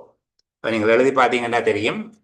80ல் 1 தர 3ல் 2 அது ஆட்டோமேட்டிக்காக 120ல் 1 மாறிடும். அப்போ 80ல் 1 இருந்தவைக்கு இப்போ 120ல் 1. ஆனால் அப்படி எழுதுறீங்களா? நாங்கள் 80ல் 1 கொடுப்பனவு கணிக்க வேண்டியவர்களுக்கு இந்த 2025 ஏப்ரல் 1 பிறகு அதன் 3ல் 2 பங்கை செலுத்த சொல்லி இருக்கு. அப்போ 120ல் 1 மாறிடும். 120ல் 1 ரெண்டு கணிச்ச ஆக்களுக்கு அதன் 3/4 பங்கை கொடுங்கோன்னு இருக்கிறாங்க. 4ல் 3 பங்கை செலுத்த சொல்லி அது இப்போ 160ல் 1 மாறிடும். 160ல் 1 என்று கணிப்பிடப்பட்டவர்களுக்கு இப்போது அந்த கணிப்பீட்டு தொகையில் 5ல் 4 செலுத்துங்கண்டா ஆட்டோமேட்டிக்காக அது 200ல் 1 வந்துடும். மற்றது 200ல் 1 என்று எடுத்தவர்களுக்கு அதில் 6ல் 5 பகுதியை செலுத்த சொல்லியிருக்காங்க. அப்போ அது 240ஆகவே மாறிடும். 240க்கு மாற்றம் இல்லை, அதுவும் 240 தான். இது ஒரு மேலதிக அறிவுக்காக சொல்லி தந்திருக்கிறேன். ஆர்வமுடையவர்கள், குறிப்பாக SLAக்கள் 10/2025 சம்பள சுற்றறிக்கை தமிழில் இருக்குது, எடுத்து கொஞ்சம் அதில் வாசிக்கலாம். சரி, அப்போ சாதாரணமாக 240ல் 1 கணிக்கப்படும். நாள் சம்பளம் பெறுபவருக்கு நாள் சம்பளத்தில் 8ல் 1. மாத சம்பளம் பெறுபவராக இருந்தால் நாள் சம்பளத்தை கணிக்கிறதுக்கு மாத திரட்டிய வேதனத்தில் 30ஆல் பிரிக்க வேணும். அப்போ 240ல் 1 என்பதாக இருக்கும். சரி, அடுத்த கேள்விக்குள்ள போவோம். காத்திருத்தல் கடமை என்பதனால் கருதப்படுவது யாது என சுருக்கமாக தெளிவுபடுத்துக என்று கேட்டுக்க. காத்திருத்தல் கடமை என்றால் என்ன? அவ்வளவுதான் கேள்வி. சரிதானே? காத்திருத்தல் கடமை என்றால் என்ன? அதுல இருக்கிற மாதிரியே நாங்கள் அதை விளங்கி வச்சுக் கொள்வோம். காத்திருத்தல் கடமை என்பது குறிப்பிடத்தக்க அளவு வேலை இல்லாத போதும் குறித்த காலப்பகுதிக்கு விதிக்கப்பட்ட சேவை நிலையத்தில் கடமை நிமித்தம் ஒரு உத்தியோகத்தர் காத்திருப்பதை குறிப்பிடலாம். காத்திருத்தல் கடமை என்பதன் மூலமாக கருதப்படுவது குறிப்பிட்ட அளவு வேலை இல்லாத போதிலும் குறித்த காலப்பகுதி ஒன்றில் விதிக்கப்பட்ட சேவை நிலையம் ஒன்றில் கடமை நிமித்தம் ஒரு உத்தியோகத்தர் காத்திருப்பதை குறிப்பிடலாம். இது சாதாரணமாக சொன்னால் வேலை பெருசா இல்லை, ஆனால் வேலை வரலாம் என்று சொல்லி ஒரு ஆஃபீஸ்லேயே இருக்க வேண்டி இருக்கு. தேவை ஏற்படும் போது சேவைக்கு உடனடியாக அழைக்கத்தக்க வகையில் சேவையாற்றும் நிலையத்தில் உறங்கும்படி உத்தரவிடப்பட்ட சந்தர்ப்பங்களும் இதற்குள் அடங்கும். அதுபோல மோட்டார் வாகன சாரதி, அவருடைய துணையாள், அவர்கள் தொடர்பில் காத்திருக்கும் கடமை காலம் என்பது கடமையிலிருந்து தற்காலிகமாக விடுவிக்கப்பட்டு வீட்டுக்கு செல்வதற்கு அனுமதி அளிக்கப்பட்ட போதும் எந்த ஒரு சந்தர்ப்பத்திலும் மீள கடமைக்கு அழைக்கப்படுவதற்கு அவர் கட்டுப்படுத்தப்பட்ட மீள கடமைக்கு அழைக்கப்படலாம் என்று அறிவுறுத்தப்பட்டிருக்கக்கூடிய சந்தர்ப்பத்தை குறிக்கும். அதையும் சொல்லுவார். அவர் கடமையிலிருந்து தற்காலிகமாக விடுவிக்கப்பட்டு குறித்த ஒரு நேரத்துக்கு திரும்புதல் போதுமானது, இடையில் அவசரமாக அழைக்கப்பட மாட்டார் என்பது காத்திருத்தல் கடமையாக இருக்காது.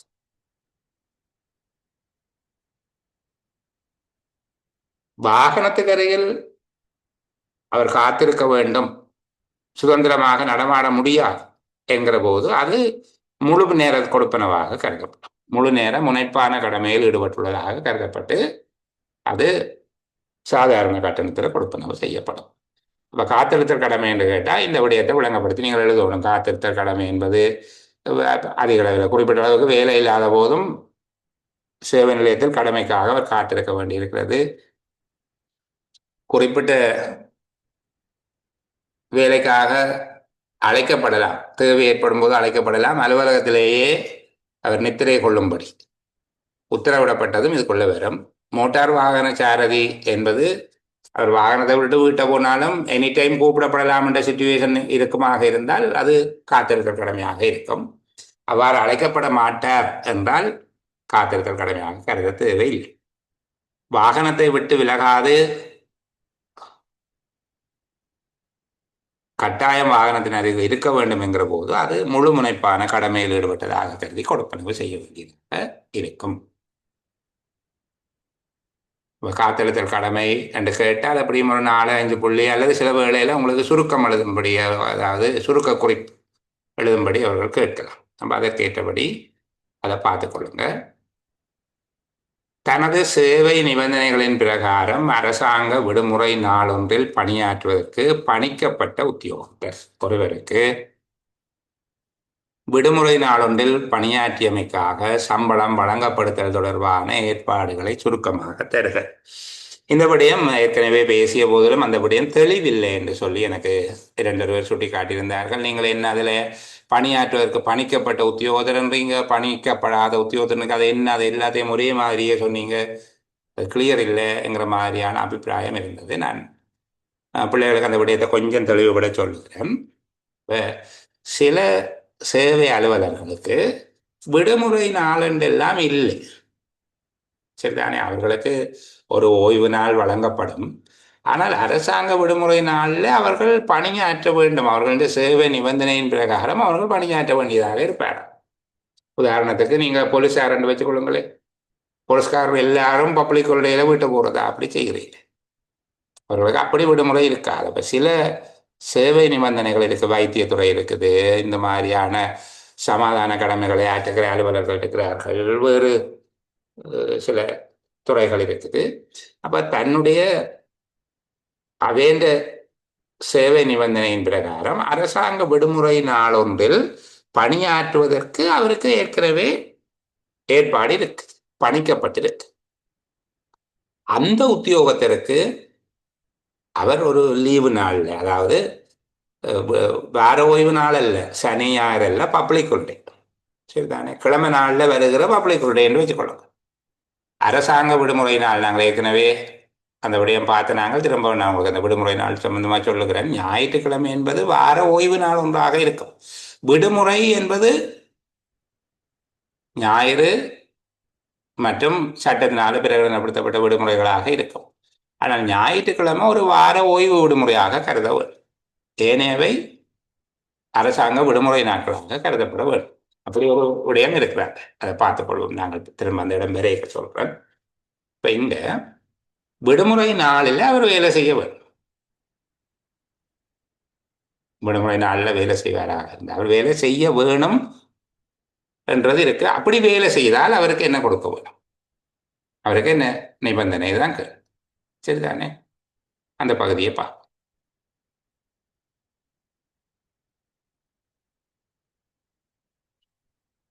அதுக்கு முன்பாக ஒரு கேள்வியை விட்டுட்டோம் போல எனக்கு. பார்ப்போம்.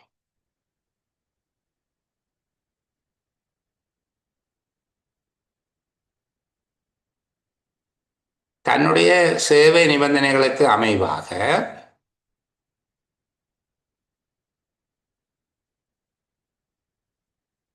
அரசாங்க விடுமுறை நாளொன்றில் பணியாற்றுவதற்கு பணிக்கப்பட்ட உத்தியோகத்தர் ஒருவர் அரசாங்க விடுமுறை நாளில் பணியாற்றுகிறார். இது முதல் பேஸா எடுங்க. சரிதானே? தன்னுடைய சேவை நிபந்தனைகளின் பிரகாரம் அரசாங்க விடுமுறை நாள் ஒன்றில் பணியாற்றுவதற்கு பணிக்கப்பட்ட உத்தியோகத்தர் அரசாங்க விடுமுறை நாளில் பணியாற்றுகிறார். விடுமுறை நாள்லயும் அவர் வேலை செய்ய வேணும். அப்படி வேலை செய்கிறார். இப்ப இவரை கேட்டகரைஸ் பண்ண போறோம். அவர் நாள் சம்பளம் பெறுபவராக இருக்கிறார். அவருக்கு டெய்லி பே. சரிதானே? நாட்சம்பளம் பெறுபவர். அரசாங்க விடுமுறை நாள் ஒன்றோடு அதற்கு முந்திய நாள்ல அல்லது பிந்திய நாளில் கடமைக்கு சமூகம் அளித்துள்ளார். இப்ப கண்டிஷனை பார்த்து கொண்டு வாங்க. அவர் நாள் சம்பளம் எடுக்கிறவர், ஹாலிடேயில வேலை செய்திருக்கிறார். ஹாலிடேக்கு முதல் நாள் வந்த ஒர்க்கிங் டேயிலையோ அல்லது அடுத்த நாள் வந்த ஒர்க்கிங் டேயிலையோ அவர் வேலைக்கு வந்திருக்கிறார். இப்ப அவருக்கு ஒரு நாள் எக்ஸ்ட்ரா பேமெண்ட் கொடுக்கும். ஒரு நாள் மேலதிக சம்பள கொடுப்பனவு வழங்கப்படுதல் வேண்டும். அவருக்கு ஒரு நாளுக்கு சம்பளம் கணக்கு பண்ணி கொடுக்கறது மேலதிகமா ஒரு நாளுக்குரிய கொடுப்பனவை கொடுக்க வேண்டும். அந்த நாளுக்குரிய கொடுப்பனவு அவருக்கு ஏற்கனவே இருக்குது. அவர் விடுமுறை நாளில் வேலை செய்ய வேண்டிய ஒரு ஆள். அப்ப அவருக்கு அந்த நாளுக்கு சம்பளம் இருக்கு. ஆனால் அவர் அந்த விடுமுறை நாளில் வேலைக்கு வந்திருக்கிறார். அப்படி வந்திருந்தால் இந்த நாளுக்கும் சம்பளம் இருக்குதானே நீங்க கருத தேவையில்லை. அவருக்கு மேலதிகமாக ஒரு நாள் சம்பளம் கொடுக்க வேண்டும். டெய்லி பே எடுக்கிறவராக இருந்தார். ஆனால் அந்த விடுமுறை நாளுக்கு முந்திய நாளும் பிந்திய நாளும் 2 நாளும், அதாவது டியூட்டியோட ஜாயிண்ட் ஆகல இந்த கொள்கைண்டா 2 வேலை நாளிலும், முன்னுக்கு இருக்கிற பின்னுக்கு இருக்கிற 2 வேலை நாளிலும் ஏதோ ஒரு லீவு எடுத்திருந்தால் அந்த விடுமுறை நாளுக்கு அவருக்கு சம்பளம் உரித்தற்றது. அந்த விடுமுறை நாளுக்கு அவருக்கு சம்பளம் உரித்தற்றது என்பதனுடைய அர்த்தம் மேலதிகமாக அந்த ஒரு நாள் பேமெண்ட் கொடுக்க தேவையில்லை. ஆனால் அவருக்கு வளமையான சம்பளத்தோட லீவு கொடுக்குற அந்த சம்பளத்தை கழிக்க தேவையில்லை. இந்த நாளுக்குரிய சம்பளத்தை கழிக்கிறது இல்லை. அவர் சம்பளத்துடன் லீவை பெறுவதற்கு தகுதியுடையவராக இருந்தால் அதை சம்பளத்தோடு சேர்ந்த ஒரு லீவு நாளாக கருதி கொள்ள முடியும் நாங்கள். ஆனால் மேலதிகமாக கொடுப்பன விடும். வேலைக்கு வந்திருந்தாருண்டா முதல் நாளோ அடுத்த நாளோ ஒரு எக்ஸ்ட்ரா பேமெண்ட் ஒன்று வரணும். அப்படி வர இல்லை என்றால் அந்த வேலை செய்திருக்காருண்டா அன்றைக்கு அவருக்கு சாதாரணமாக இருக்கிற சம்பளம் இருக்கும், அந்த எக்ஸ்ட்ரா பேமெண்ட் வராது. அடுத்த கேள்வி, ஒரு இதே விஷயம்தான் இதனுடைய 2ஆம் பாகத்தை பார்க்க போகும். அவருடைய சேவை நிபந்தனைகளின் பிரகாரம் அரசாங்க விடுமுறை நாளில் அவருக்கு பணியாற்றுவதற்கு பணிக்கப்பட்டிருக்கு. ஒரு இடையில வேலை செய்யறதுக்கு அவருக்கு பணிக்கப்பட்டிருக்குது. விடுமுறை நாளில் வந்து வேலை செய்கிறார். மாத சம்பளம் பெறுபவர். இப்ப நாங்கள் இவ்வளவு நேரம் பார்த்தது நாள் சம்பளம் பெறுபவர். மாத சம்பளம் பெறுபவராக இருந்தால் எதுவித மேலதிக கொடுப்பனவும் அவருக்கு உரித்துடையது அல்ல. என்ற ஏற்கனவே சம்பளம் அவருக்கு மாத சம்பளம் இந்த லீவு நாள்லையும் சேர்த்து வேலை செய்யறதுக்கு சேர்த்து தான் கால்குலேட் பண்ணப்பட்டிருக்கு. அப்ப இது எந்த கண்டிஷனுக்குரியாக்கள்? லீவு நாளைக்குள்ளையும் வேலைக்கு வர வேணும் என்று இருக்கிற ஆபீசர்ஸ் லீவு நாளில் வேலைக்கு வந்தால் நாள் சம்பளம் எடுக்கிறவருக்கு ஒரு நாள் மேலதிக கொடுப்பனவு கொடுக்கலாம். அந்த விடுமுறை நாளுக்கு முன்னுக்கு இருக்கிற வேலை நாளில் அல்லது பின்னுக்கு வருகிற வேலை நாளில் அவர் அலுவலகத்துக்கு வந்திருந்தால், இல்லாவிட்டால் அவருக்கு ஒரு நாள் மேலதிக சம்பளம் கிடையாது. மாத சம்பளம் பெறுபவராக இருந்தால் அவருக்கு எதுவித மேலதிக கொடுப்பனவும் இருக்காது. இதுதான் சுருக்கம். சரியா? இது என்ன கண்டிஷன்? ஹொலிடேலையும் வேலைக்கு வர வேணும் என்கிற கண்டிஷன் உள்ள உத்தியோகத்தை சேர்ந்தவர்களுக்கு. அப்ப இந்த கேள்விக்கு மேலதிகமாக இந்த பகுதியை நாங்கள் பார்த்துட்டு போவோம். இந்த 7வது பகுதிக்கு நான் கேள்வி போட இல்லை. இது தொடர்பான வரையறைகள் என்று சொல்லப்படுகிறதை நீங்கள் பார்த்துக்கொள்ள இயலும். லிமிட்டேஷன்ஸ், வரையறைகள் என்கிறது இங்கே லிமிட்டேஷன், ஓவர் டைம் லிமிட்டேஷன்ஸ் என்று பார்த்துக்கொள்ளும். வெற்றிடமாக இருக்கிற பதவி ஒன்றினுடைய கடமைகள் என்றாலும் சரி அல்லது வேறு விதமாக என்றாலும் சரி, மேலதிக நேர வேலைக்கு ஒரு மாதத்தில் 20 மணித்தியாலங்கள் வரையில் திணைக்கள தலைவர் அனுமதி வழங்க முடியும். அதற்கு மேல் மேலதிக நேர கொடுப்பனவை ஒரு உத்தியோகத்திற்கு செலுத்தக்கூடாது. 2வது, மிக முக்கியமான சந்தர்ப்பங்களில் எவரேனும் ஒரு உத்தியோகத்திற்கு ஒரு மாதத்தில் 20 மணித்தியாலங்களுக்கு மேல் மேலதிக நேர கொடுப்பனவை அங்கீகரிப்பதற்கு அமைச்சு செயலாளருக்கு முடியும். இதுதான் லிமிட்டேஷன்ஸ். மேலதிக நேர வேலை தொடர்பான வரையறை அல்லது மேலதிக நேரம் தொடர்பான வரையறைகள். மேலதிக நேர வேலை, மேலதிக நேர வேலை கொடுப்பனவு தொடர்பான வரையறைகள் என்று கேட்டால் அங்கே இருக்கிற அந்த கொடுப்பனவு செய்யக்கூடிய சந்தர்ப்பங்களை எடுத்து போடக்கூடாது. இதுக்கான லிமிட் என்னன்னு தான் இருக்கிற டைம் லிமிட்டை தான் அல்ல பேமெண்ட் லிமிட்னு சொல்லுவோம். லிமிட்டேஷன். சரி, இப்போ ஒரு வேக்கண்டாக இருக்கிற போஸ்ட்டுக்குரிய டியூட்டியை செய்தால் கூட மேலதிக நேர வேலைக்கு சேர்த்து ஒரு மாதத்தில் 20 மணித்தியாலங்களுக்கு மேலே மேலதிக நேர கொடுப்பனவை எந்த ஒரு உத்தியோகத்திற்கும் செலுத்தக்கூடாது. அதாவது திணைக்கள தலைவருக்கு இவ்வளவுதான் இல்லை. மிக முக்கியமான சந்தர்ப்பத்திலே அவராவது ஒரு உத்தியோகத்திற்கு 20 மணித்தியாலத்துக்கு மேல் மேலதிக நேர கொடுப்பனவை அங்கீகரிப்பதற்கு அமைச்சர் செயலாளருக்கு அதிகாரம் உண்டு. சரி, அடுத்தது விடுமுறை நாட்கள் தொடர்பாக இது சொல்லித்தருந்தான். விடுமுறை நாட்கள் என்று சொல்லி பொதுவாக விடுமுறை நாட்கள் என்று சொல்லப்படுவது 71ஆம் ஆண்டின் 29ஆம் இலக்க விடுமுறை சட்டத்தின் கீழ் அரசாங்க விடுமுறை நாட்கள் என்பதற்கான வரைவிலக்கணம் ஞாயிற்றுக்கிழமை, பௌர்ணமி போயா தினங்கள் சட்டத்தின் கீழ் பிரகடனப்படுத்தப்படுகிற ஏனைய விடுமுறை நாள்.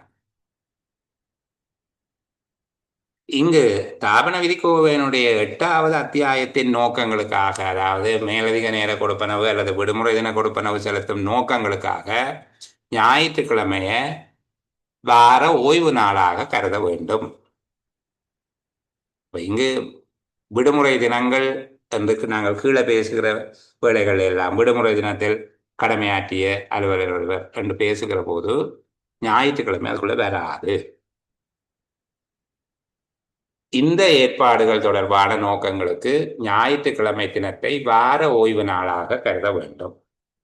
வார ஓய்வு நாளில் வேலை செய்கிறவைக்கு வேறு விதமான ஒரு விடயம் இருக்கு, அதை பார்ப்போம். பிறகு அரசாங்க விடுமுறை நாட்களாக பௌர்ணமி போயா தினங்களும் சட்டத்தின் கீழ் பிரகடனப்படுத்தப்படுகின்ற ஏனைய விடுமுறை நாட்களும் கருதப்பட வேண்டும். அப்போ சட்டத்தின் கீழ் அரசாங்க விடுமுறை தினம் என்பது ஞாயிற்றுக்கிழமையும் போயா பௌர்ணமி தினங்களும் சட்டத்தினால் பிரகடனப்படுத்தப்படுகிற ஏனைய விடுமுறை நாட்களையும் உள்ளடக்கும். தாபன விதிக்கோவையின் 8ஆம் அத்தியாயத்தின் நடவடிக்கைகள் தொடர்பில், அதற்கான ஏற்பாடுகள் தொடர்பில் அரசாங்க விடுமுறை நாட்களாக கருதப்படுபவை பௌர்ணமி போயா தினங்களும் சட்டத்தினால் பிரகடனப்படுத்தப்பட்ட ஏனைய விடுமுறை நாட்களும் மாத்திரமே. ஞாயிற்றுக்கிழமை வார ஓய்வு நாளாக கருத வேண்டும். சரியா? சரி, விடுமுறை நாட்கள் தொடர்பாக சட்ட ஏற்பாடும் தாபன விதிக்கோவையின் ஏற்பாட்டுக்கு முறையில் இருக்கக்கூடிய சின்ன டீவியேஷன் ஒன்று இருக்குது. இனி கேள்விக்குள்ள போவோம். இது தன்னுடைய சேவை நிபந்தனையின் பிரகாரம் அரசாங்க விடுமுறை நாளில் வேலைக்கு வர வேண்டிய ஒரு ஆள் வந்திருக்கிறேன், அவருக்கு என்ன செய்யறது? சரியா? வேலைக்கு வர வேண்டிய ஒரு ஆள் வந்திருக்கிறார், அவருக்கு என்ன செய்யறது? இப்ப இதுல ஒரு பொதுவான ஒரு கேள்வி ஒன்று கேட்டிருக்காங்க. இப்ப 20 40 இந்த மணித்தியாலம் என்கிறது தொடர்பாக உண்மையில திறவுகோல் கடமை என்கிறது அடிப்படையில் இது ஸ்தாபன விதிக்கோவில மாற்றம் செய்யப்படாத பொதுவான ஏற்பாடு ஒன்றுதான் சொல்லிக் கொண்டிருக்கிறோம். சரிதானே? இப்போ இதுல ஒவ்வொரு விடயங்களுக்கும் உண்மையில நிறைய விதிவிலக்குகள் உண்டு. இப்ப 80 மணித்தியாலத்துக்கு கணக்கு பண்ணி சம்பளம் கொடுக்குற உட்பட பல விடயங்கள் நான் ஏற்கனவே சிலது விளங்கப்படுத்தியிருந்தேன். இறுதியாக சில விடயத்தை நாங்கள் இந்த 10/2025 சுற்றறிக்கையில சில ஏற்பாடுகள் நான் உங்களுக்கு நேரம் கிடைக்கிற போது அதில் விளங்கப்படுத்தினேன். பொதுவாக நீங்கள் இதில் இருக்கிறது 20 மணித்தியாலம் தான் ஒரு திணைக்கள தலைவர் அனுமதிக்கலாம் என்று சொல்லி இருக்கு. ஆனால் அரசாங்க அதிபருடைய அனுமதி கூட இருக்கு. அரசாங்க அதிபரால அனுமதி வழங்கப்படுது. அரசாங்க அதிபருக்கு அதுக்குரிய விசேட ஏற்பாடு ஒன்று இருக்குது, அவ்வளவு. பொதுவாக 20 மணித்தியாலம் என்று சொல்லி கருதிக்கொள்ளும். சரி, இப்ப இந்த கேள்விக்குள்ள வருவோமே. தன்னுடைய சேவை நிபந்தனைக்கு வர வேணும் கட்டாயம் வேலைக்கு லீவு நாளில் வந்தவருக்கு என்ன கண்டிஷன்? நாளாந்த கொடுப்பனவாக இருந்தால் அன்றைக்கு அவருக்கு விசேட கொடுப்பனவு இருக்கு. அது கட்டாயம் அடுத்த நாள் வேலைக்கு வந்திருக்கணும், இல்லை முதல் நாள் வேலைக்கு வந்திருக்கணும். இல்லாவிட்டால் அவருக்கு அதுக்கு மேலதிக கொடுப்பனவு கிடையாது. சரியா? மாத சம்பளம் எடுக்கிறவருக்கு மேலதிகமாக ஒரு கொடுப்பனவும் இருக்கு. அடுத்த விடயம் பாருங்க.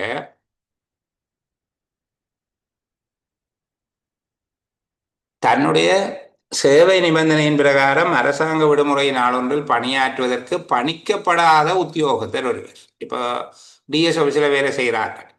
இவர்கள் சாதாரணமாக சேவை நிபந்தனையின்படி அரசாங்க விடுமுறை நாளொன்றில் பணியாற்றுவதற்கு பணிக்கப்படவில்லை. அந்த உத்தியோகத்தர் ஒருவருக்கு அரசாங்க விடுமுறை நாளில் பணியாற்றினால் வழங்கப்படத்தக்க அனுசரணைகள் எவை? இதை நான் சொல்ற போது ஒரு விடயத்தை ஞாபகம் வச்சுக்கொள்ளுங்க. அரசாங்க விடுமுறை நாளில் பணியாற்றுதல் என்பதும் வார ஓய்வு நாளில் பணியாற்றுதல் என்பதும் ஒன்று அல்ல. சரிதானே? வார ஓய்வு நாளில் பணியாற்றுன்றது இப்ப சனிக்கிழமையில வந்து வேலை செய்யறது, ஞாயிற்றுக்கிழமையில வந்து வேலை செய்யறது ஒரு அரசாங்க விடுமுறை நாளில் பணியாற்றியதாக கருதப்படக்கூடாது. அது வார ஓய்வு நாளில் பணியாற்றியதாக கருதப்பட வேண்டும். இந்த பணியாற்றுபவர்களுக்கு பொதுவான ஏற்பாடு இருக்குதானே. ஓவர் டைமுக்கு எலிஜிபிள் ஆனாக்களுக்கு ஓவர் டைம் பேமெண்ட் கிடைக்கும். சில வேளையில ஞாயிற்றுக்கிழமை வந்து வேலை செய்தால் ஞாயிற்றுக்கிழமையில ஒரு பப்ளிக் ஹாலிடேயும் பெருகுது என்று வச்சுக்கணும். அன்றைக்கே போயா பௌர்ணமியும் பெருகுது என்றால் அது வார ஓய்வு நாளுக்கு பணியாற்றியதாக தான் கருதவும். அது பப்ளிக் ஹாலிடேயாக கருதப்படாது. வார ஓய்வு நாள் கடமையாற்றியதாக கருதி அவருக்கு மேலதிக நேர கொடுப்பனவு அவருக்கு என்ன எலிஜிபிளோ அதை கொடுக்கலாம். வார ஓய்வு நாளில் பணியாற்றியதற்கான கொடுப்பனவை கொடுக்கலாம். அதுக்கு ஹாலிடே பேமெண்ட் இல்லை. இப்போ இங்க கருதப்படுகிறது ஹாலிடே பேமெண்ட் கருதுறது எது என்றால், இப்போ டிஎஸ் ஆஃபீஸ் வச்சுக்கொண்டா திங்கள்ல இருந்து வெள்ளி வரைக்குள்ள 5 நாள்ல ஒரு பப்ளிக் ஹாலிடே வந்து போயாவோ தீபாவளியோ கிறிஸ்மஸோ வந்து அவர் வேலைக்கு வந்திருந்தால் அவருக்கு வழங்கப்படத்தக்க அனுசரணை என்ன? சரிதானே? அவருக்கு என்ன அனுசரணை நீங்க கொடுக்கலாம்? அதுலேயும் டெய்லி பேயும் இருக்குது, மந்த்லி பேயும் இருக்குது. இப்போ நாளாந்த சம்பளம் பெறுபவருக்கு என்ன வேலை, மாத சம்பளம் பெறுபவருக்கு என்ன வேலை, இவை எந்த கண்டிஷனாக்கள் லீவு நாளில் வேலைக்கு வாரது கட்டாயம் இல்லை என்கிற வகையை சேர்ந்தா அவர்களுக்கு என்ன செய்ய போறீங்க என்று பார்ப்போம்.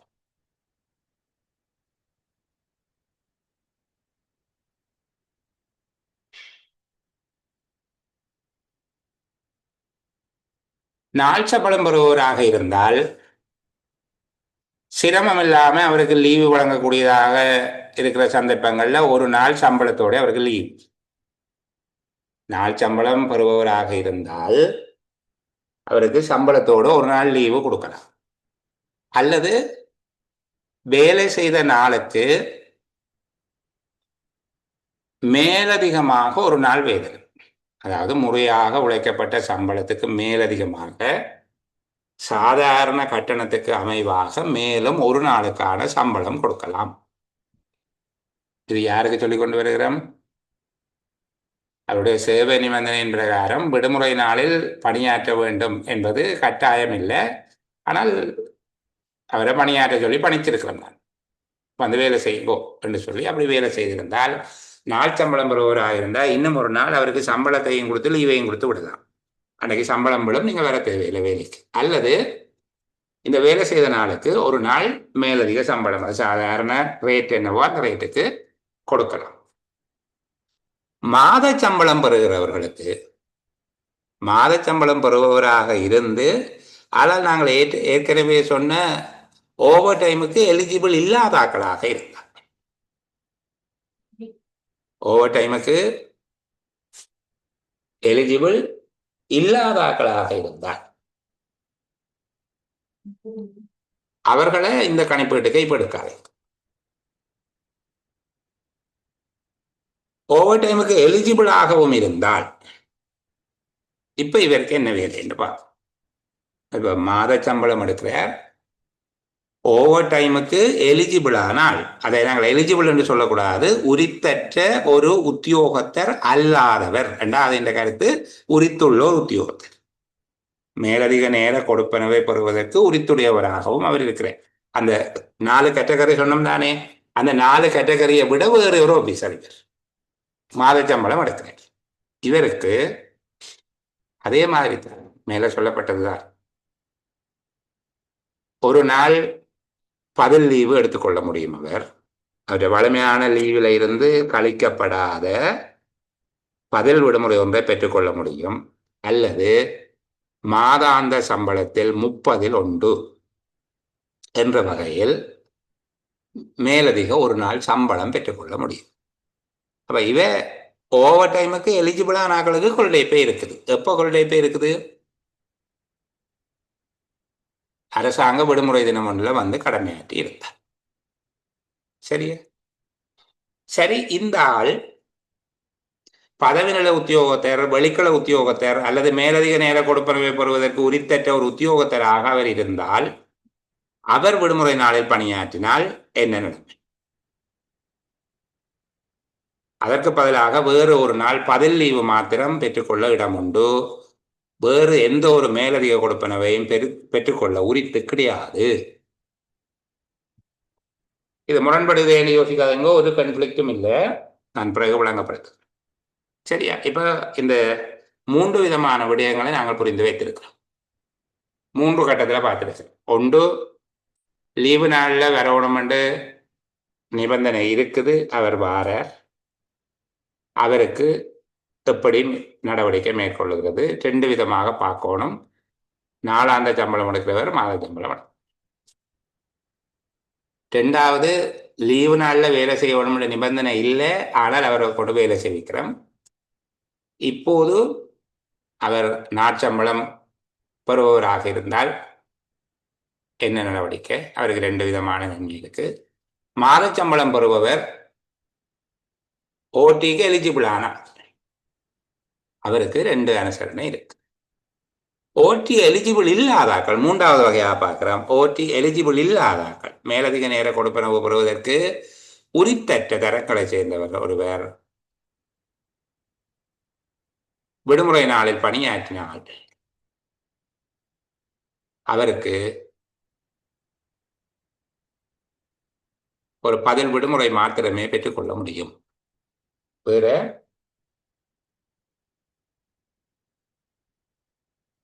விடயங்களை பெற்றுக்கொள்வதற்கு உரித்து கிடையாது. சரி, நாங்கள் தொடர்ந்து ஒரு சிறிய இடைவேளையை தொடர்ந்து இந்த பாடத்தை நிறைவு செய்வோம். சரி, அப்ப நாங்கள் இதுல 9வது கேள்வி பார்த்துட்டோம். என்ன, விடுமுறை நாளில் பணியாற்றுவதற்கு பணிக்கப்படாத உத்தியோகத்தர். பணிக்கப்படாத உத்தியோகத்தர் என்றால் அவருக்கு அந்த கடப்பாடு இல்லை, ஆனால் பிறகு அவருக்கு ஆர்டர் போடுவோம், போய் வேலை செய்யுங்க, வந்து வேலை செய்யுங்கன்னு சொல்லுவோம். அவருக்கு என்ன செய்வோம் பார்த்துட்டோம். இதுல ஒரு வகையான ஆக்களை சொன்னாங்க, இந்த பதவி நிலை உத்தியோகத்தர், வெளிக்கள உத்தியோகத்தர், இந்த வகையான ஆட்களுக்கு எந்த அனுச அனுகூலமும் அதுக்குள்ள இல்லை என்று சொல்லி சொன்னான். அப்ப இதை பார்த்துட்டு இதுல அடுத்த பிரிவு 10வது பிரிவு சொல்லுது, அவர்கள் அவசரமான பணி ஒன்றில் ஈடுபடுவதாக இருந்தால், உத்தியோகத்தர்கள் அவசரமான பணி ஒன்றில் ஈடுபட வேண்டியதாக இருந்தால் அவர்களுக்கான கொடுப்பனவை கொடுக்கலாம் என்று சொல்லி, அதற்கு முன்பாக ஒரு விடயம், கேள்வியாக இல்லாத விடயம் ஒன்று நான் உங்களுக்கு விளங்கப்படுத்துகிறேன். இப்ப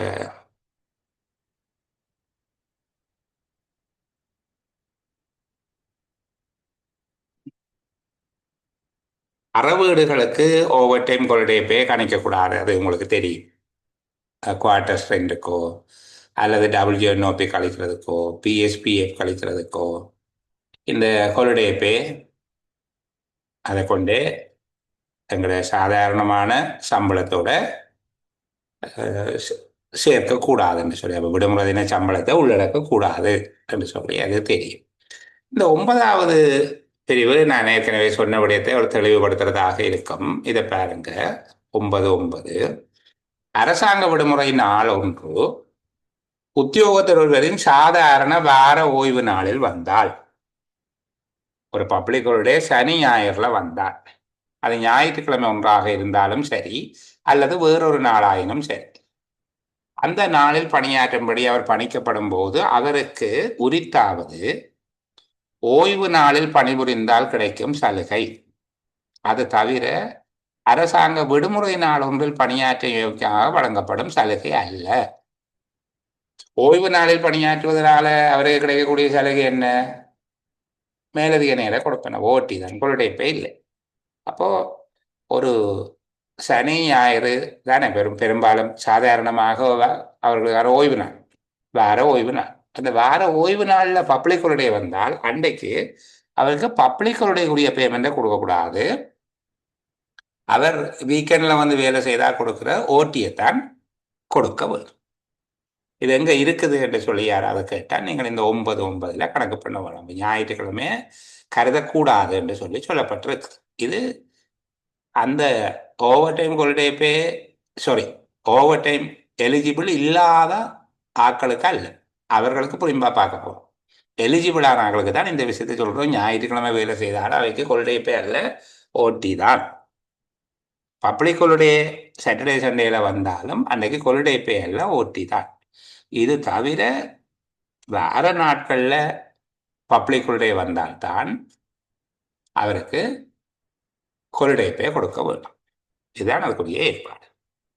இப்போ அடுத்த விடயம் என்று சொல்லியிருக்கிறாங்க, மேலே சொன்னோம் தானே, அந்த உத்தியோகத்தர்களுக்கு ஒன்றுக்கு கொடுப்பனவுக்கு உரித்து இல்லை என்று சொல்லி பார்த்தோம். பதவி நிலை அலுவலர்கள், இந்த வகையான ஆட்களுக்கு அவர்களுக்கு சொல்லப்பட்டிருக்குது, மேலே 4.1 உபபிரிவில் குறிப்பிடப்பட்டுள்ள எதனையும் கவனத்தில் கொள்ளாது. 4.1 சொல்லப்பட்டது என்னென்றால், இந்த மேலதிக நேர கொடுப்பனவுக்கு உரித்தற்ற அலுவலர்கள் யார் என்றுதான் 4.1 சொல்லப்பட்டிருக்கு.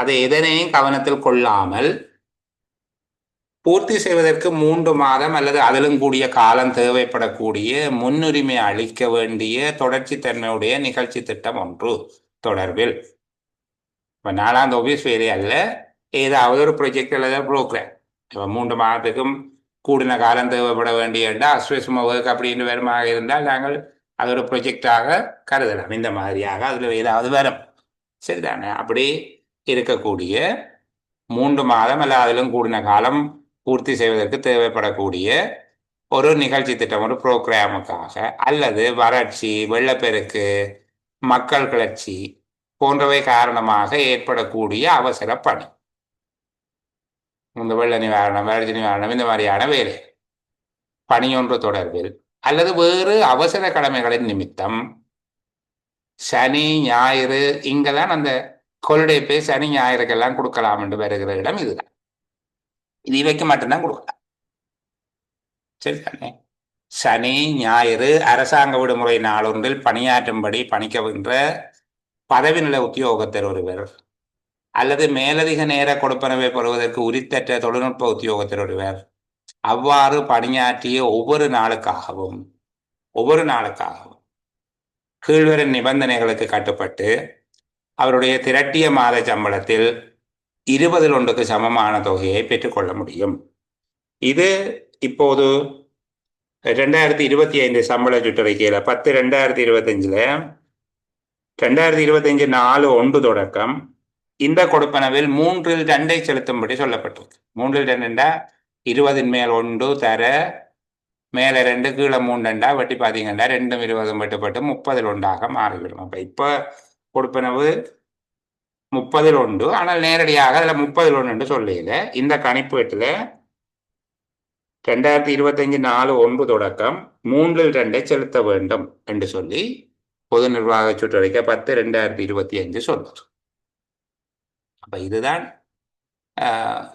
இதுல இருக்கக்கூடியது. இந்த கண்டிஷன்ஸ் மாத்திட்டாங்க. இது மாற்றப்பட்ட சுற்றறிக்கையை நான் உங்களுக்கு காட்டுகிறேன். 21/2013 இந்த சுற்றறிக்கை மாற்றம் செய்யப்பட்டிருக்குது. இதற்குரிய நிபந்தனைகள்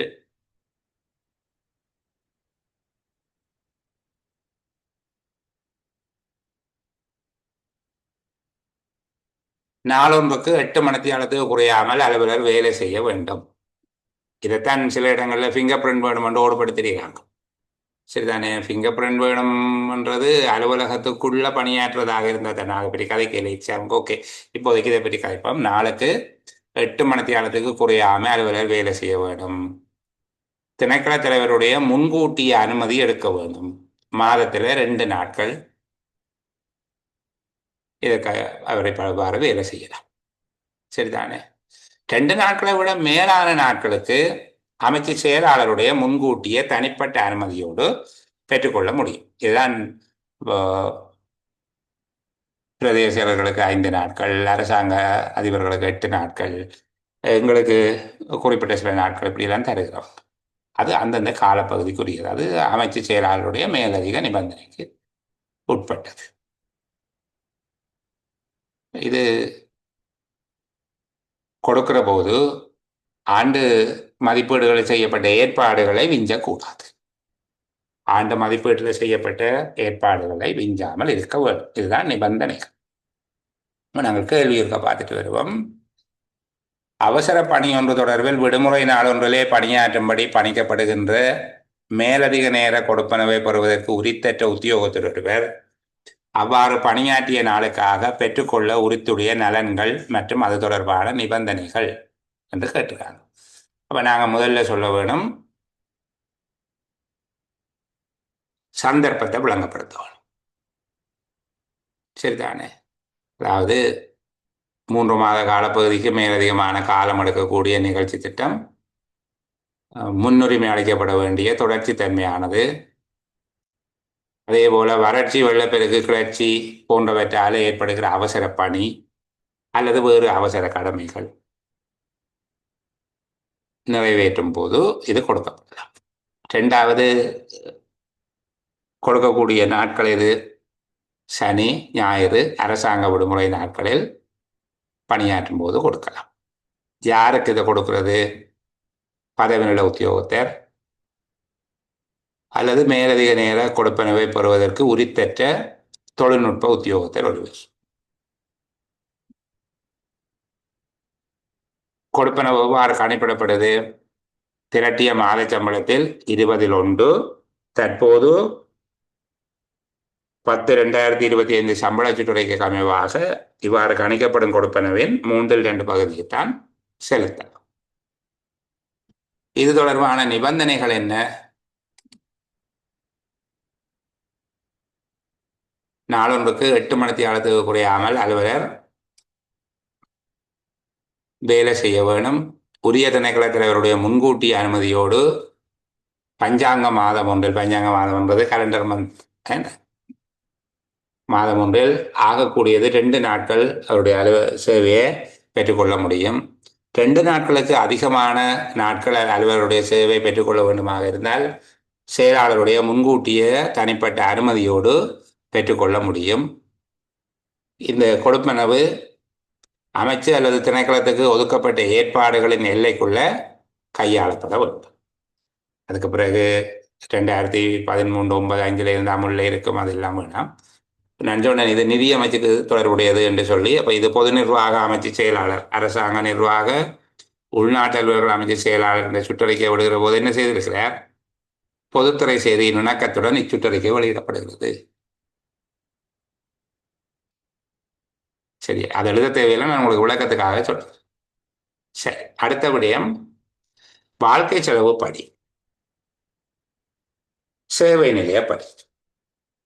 இந்த வாழ்க்கை செலவு படி, சேவை நிலையப்படி ரெண்டையும் தெரிஞ்சு வச்சிருக்கிறது எங்களுடைய மேலதிகமான ஒரு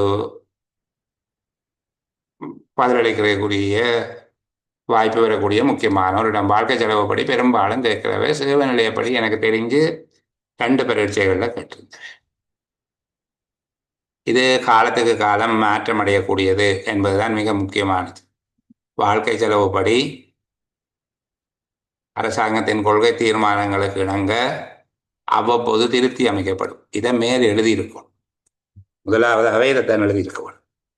சரி, பரவாயில்ல. வாழ்க்கை செலவு படி என்று கேட்கப்பட்டால் முதல் யாரு கொடுக்கலாம் என்று பார்ப்போம்.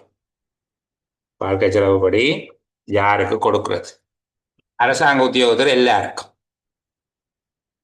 நாள் சம்பளம் பெறுகிற உத்தியோகத்தர் உள்ளடங்களாக, அதே போல ஓய்வூதியம் பெறுகின்ற சகல அரசாங்க ஓய்வூதியம் பெறுகிறவர்களுக்கும், அது விடோ பென்ஷனாக இருக்கலாம் அல்லது சிவில் பென்ஷனாக இருக்கலாம். ஓய்வு பெற்ற சகல அரசாங்க ஓய்வூதியம் பெறுவோருக்கும் வாழ்க்கை செலவுப்படி செலுத்தவும். அரசாங்க உத்தியோகத்தர் அனைவருக்கும், ஓய்வூதியம் பெறுகின்ற உத்தியோகத்தர்கள் அனைவருக்கும் இது செலுத்தப்பட வேண்டும். 2வது செலுத்தப்படுகிற விதம் என்று விகிதம். இதில் இருக்கிற தொகையெல்லாம் மாற்ற வேண்டும். இதில் இருக்கிறது 6600 என்று போட்டிருக்காங்க. இப்போ உங்களுக்கு தெரியுமே, இது 17,800 ரூபாய். 17,800 ரூபாய் அரசாங்க உத்தியோகத்திற்கு செலுத்தப்படுது. அதுபோல ஓய்வூதியர்களுக்கு இருந்தது, இது 3,175 இருந்தால் பிறகு 3,525 எல்லாம் மாறி 2024 ஏப்ரல்ல இருந்து, என்னுடைய ஞாபகம் சரியாக இருந்தால் சுற்றறிக்கை இலக்கம் 3/2024, இந்த கொடுப்பனவு இப்போ 6,025 ரூபாவாக மாற்றப்பட்டுவிட்டது. 6,025 ரூபாய் இப்போ அவர்களுக்குரிய கொடுப்பனவு. ஓய்வூதியர்களுக்கான வாழ்க்கை செலவுப்படி 6,025 ரூபாய். அதுபோல நாள் சம்பளம் பெறுபவர்கள், அமைய தொழிலாளர்கள், இப்படியானவர்களுக்கு இந்த 17,800 30 பிரித்து 220 இல்லை, இப்போ 593 ரூபாய் 33 சதம். 593 ரூபாய் 33 ரெண்டு போட்டா சரி. என்னென்னா 17,800 30 பிரிச்சிங்கன்னா சரி, 31 நாளைக்கு கொடுக்கக்கூடாது. அப்போ இது செலுத்தப்படுகின்ற விதம் என்ன, செலுத்தப்படுகின்ற தொகையாண்டு வைப்போமே. முதலாவது அலுவலரை சொல்ல வேணும், 2வது செலுத்தப்படுகிற தொகையை சொல்ல வேணும், 3வது எதுக்குள்ள சேர்த்து இது மாறக்கூடியதுங்கிறதையும் சொன்னால் சரி. அரசாங்க கொள்கைகளுக்கு ஏற்ப இது அடிக்கடி மாறும் என்று சொல்ல வேணும். அடுத்தது இந்த நோ பே ஹாஃப் பே எடுக்க கழிக்கிறதையும் சொல்லுவோம். நோ பே ஹாஃப் பே எடுக்கிற போது கழிக்கும். சம்பளமற்ற லீவு பெற்றுக்கொள்வார். ஒரு மாதத்தில் 10 நாள் சம்பளமற்ற லீவ் வேண்டாம், அவருக்கு 17,800 20 தான் கொடுக்கும். 30 பிரித்து 20 பங்கு கொடுக்கவும், சரிதானே? அதுபோல் அரைச்சம்பள லீவு பெற்றுக்கொள்வாராக இருந்தால், அரைச்சம்பள லீவு இப்போ மெட்டர்னிட்டி லீவு எல்லாம் எடுப்பினோம், அது மாதத்தில் 30 நாளுக்கு அவர் எத்தனை வேலை நாள் கண்டு பார்க்குறது தானே. அரைச்சம்பள லீவு எல்லா நாளுக்கும் தானே வேறு. 30 நாள் அல்ல 31 நாள் எடுத்திருந்தாலும் 30 தான் எடுக்கணும். 30 வேலை நாள் எடுக்கிறார் என்றால் அதில் அரைவாசி தான் கொடுக்கும். 17,800 அரைவாசி, சரி தானே? அதற்கு சொன்னீங்கண்டா சரி. அது அரைச்சம்பள லீவு சம்பளமற்ற லீவுகளாக மாற்ற வேணும் என்றால் 30 நாள் அரைச்சம்பள லீவு என்றால் 15 நாள் சம்பளமற்ற லீவு என்று கருதி கொண்டு நடவடிக்கை எடுக்க வேண்டும். அதே போல் இந்த ஓவர் டைம் ஹாலிடே பே கால்குலேஷனுக்கு இதை உள்ளடக்கக்கூடாது. வாழ்க்கை செலவு படியின மேலதிக நேர கொடுப்பனவு விடுமுறை தின கொடுப்பனவுக்கு உள்ளடக்கக்கூடாது. இந்த கண்டிஷனையும் சொல்லிவிட்டீங்கன்னா வாழ்க்கை செலவு படி சம்பந்தமாக கேட்ட அவ்வளவுக்கும் திருப்திகரமானபடி அழைச்சாச்சு. அடுத்தது சேவை நிலைய படி. சேவை நிலைய படி என்றால் என்ன என்று சொல்லி விட சுகம், ஆனால் எங்க கிடக்கன்னு கன பேருக்கு தெரியாதல விட எழுதியது ஒரு தடவை கேட்டிருந்தாங்க.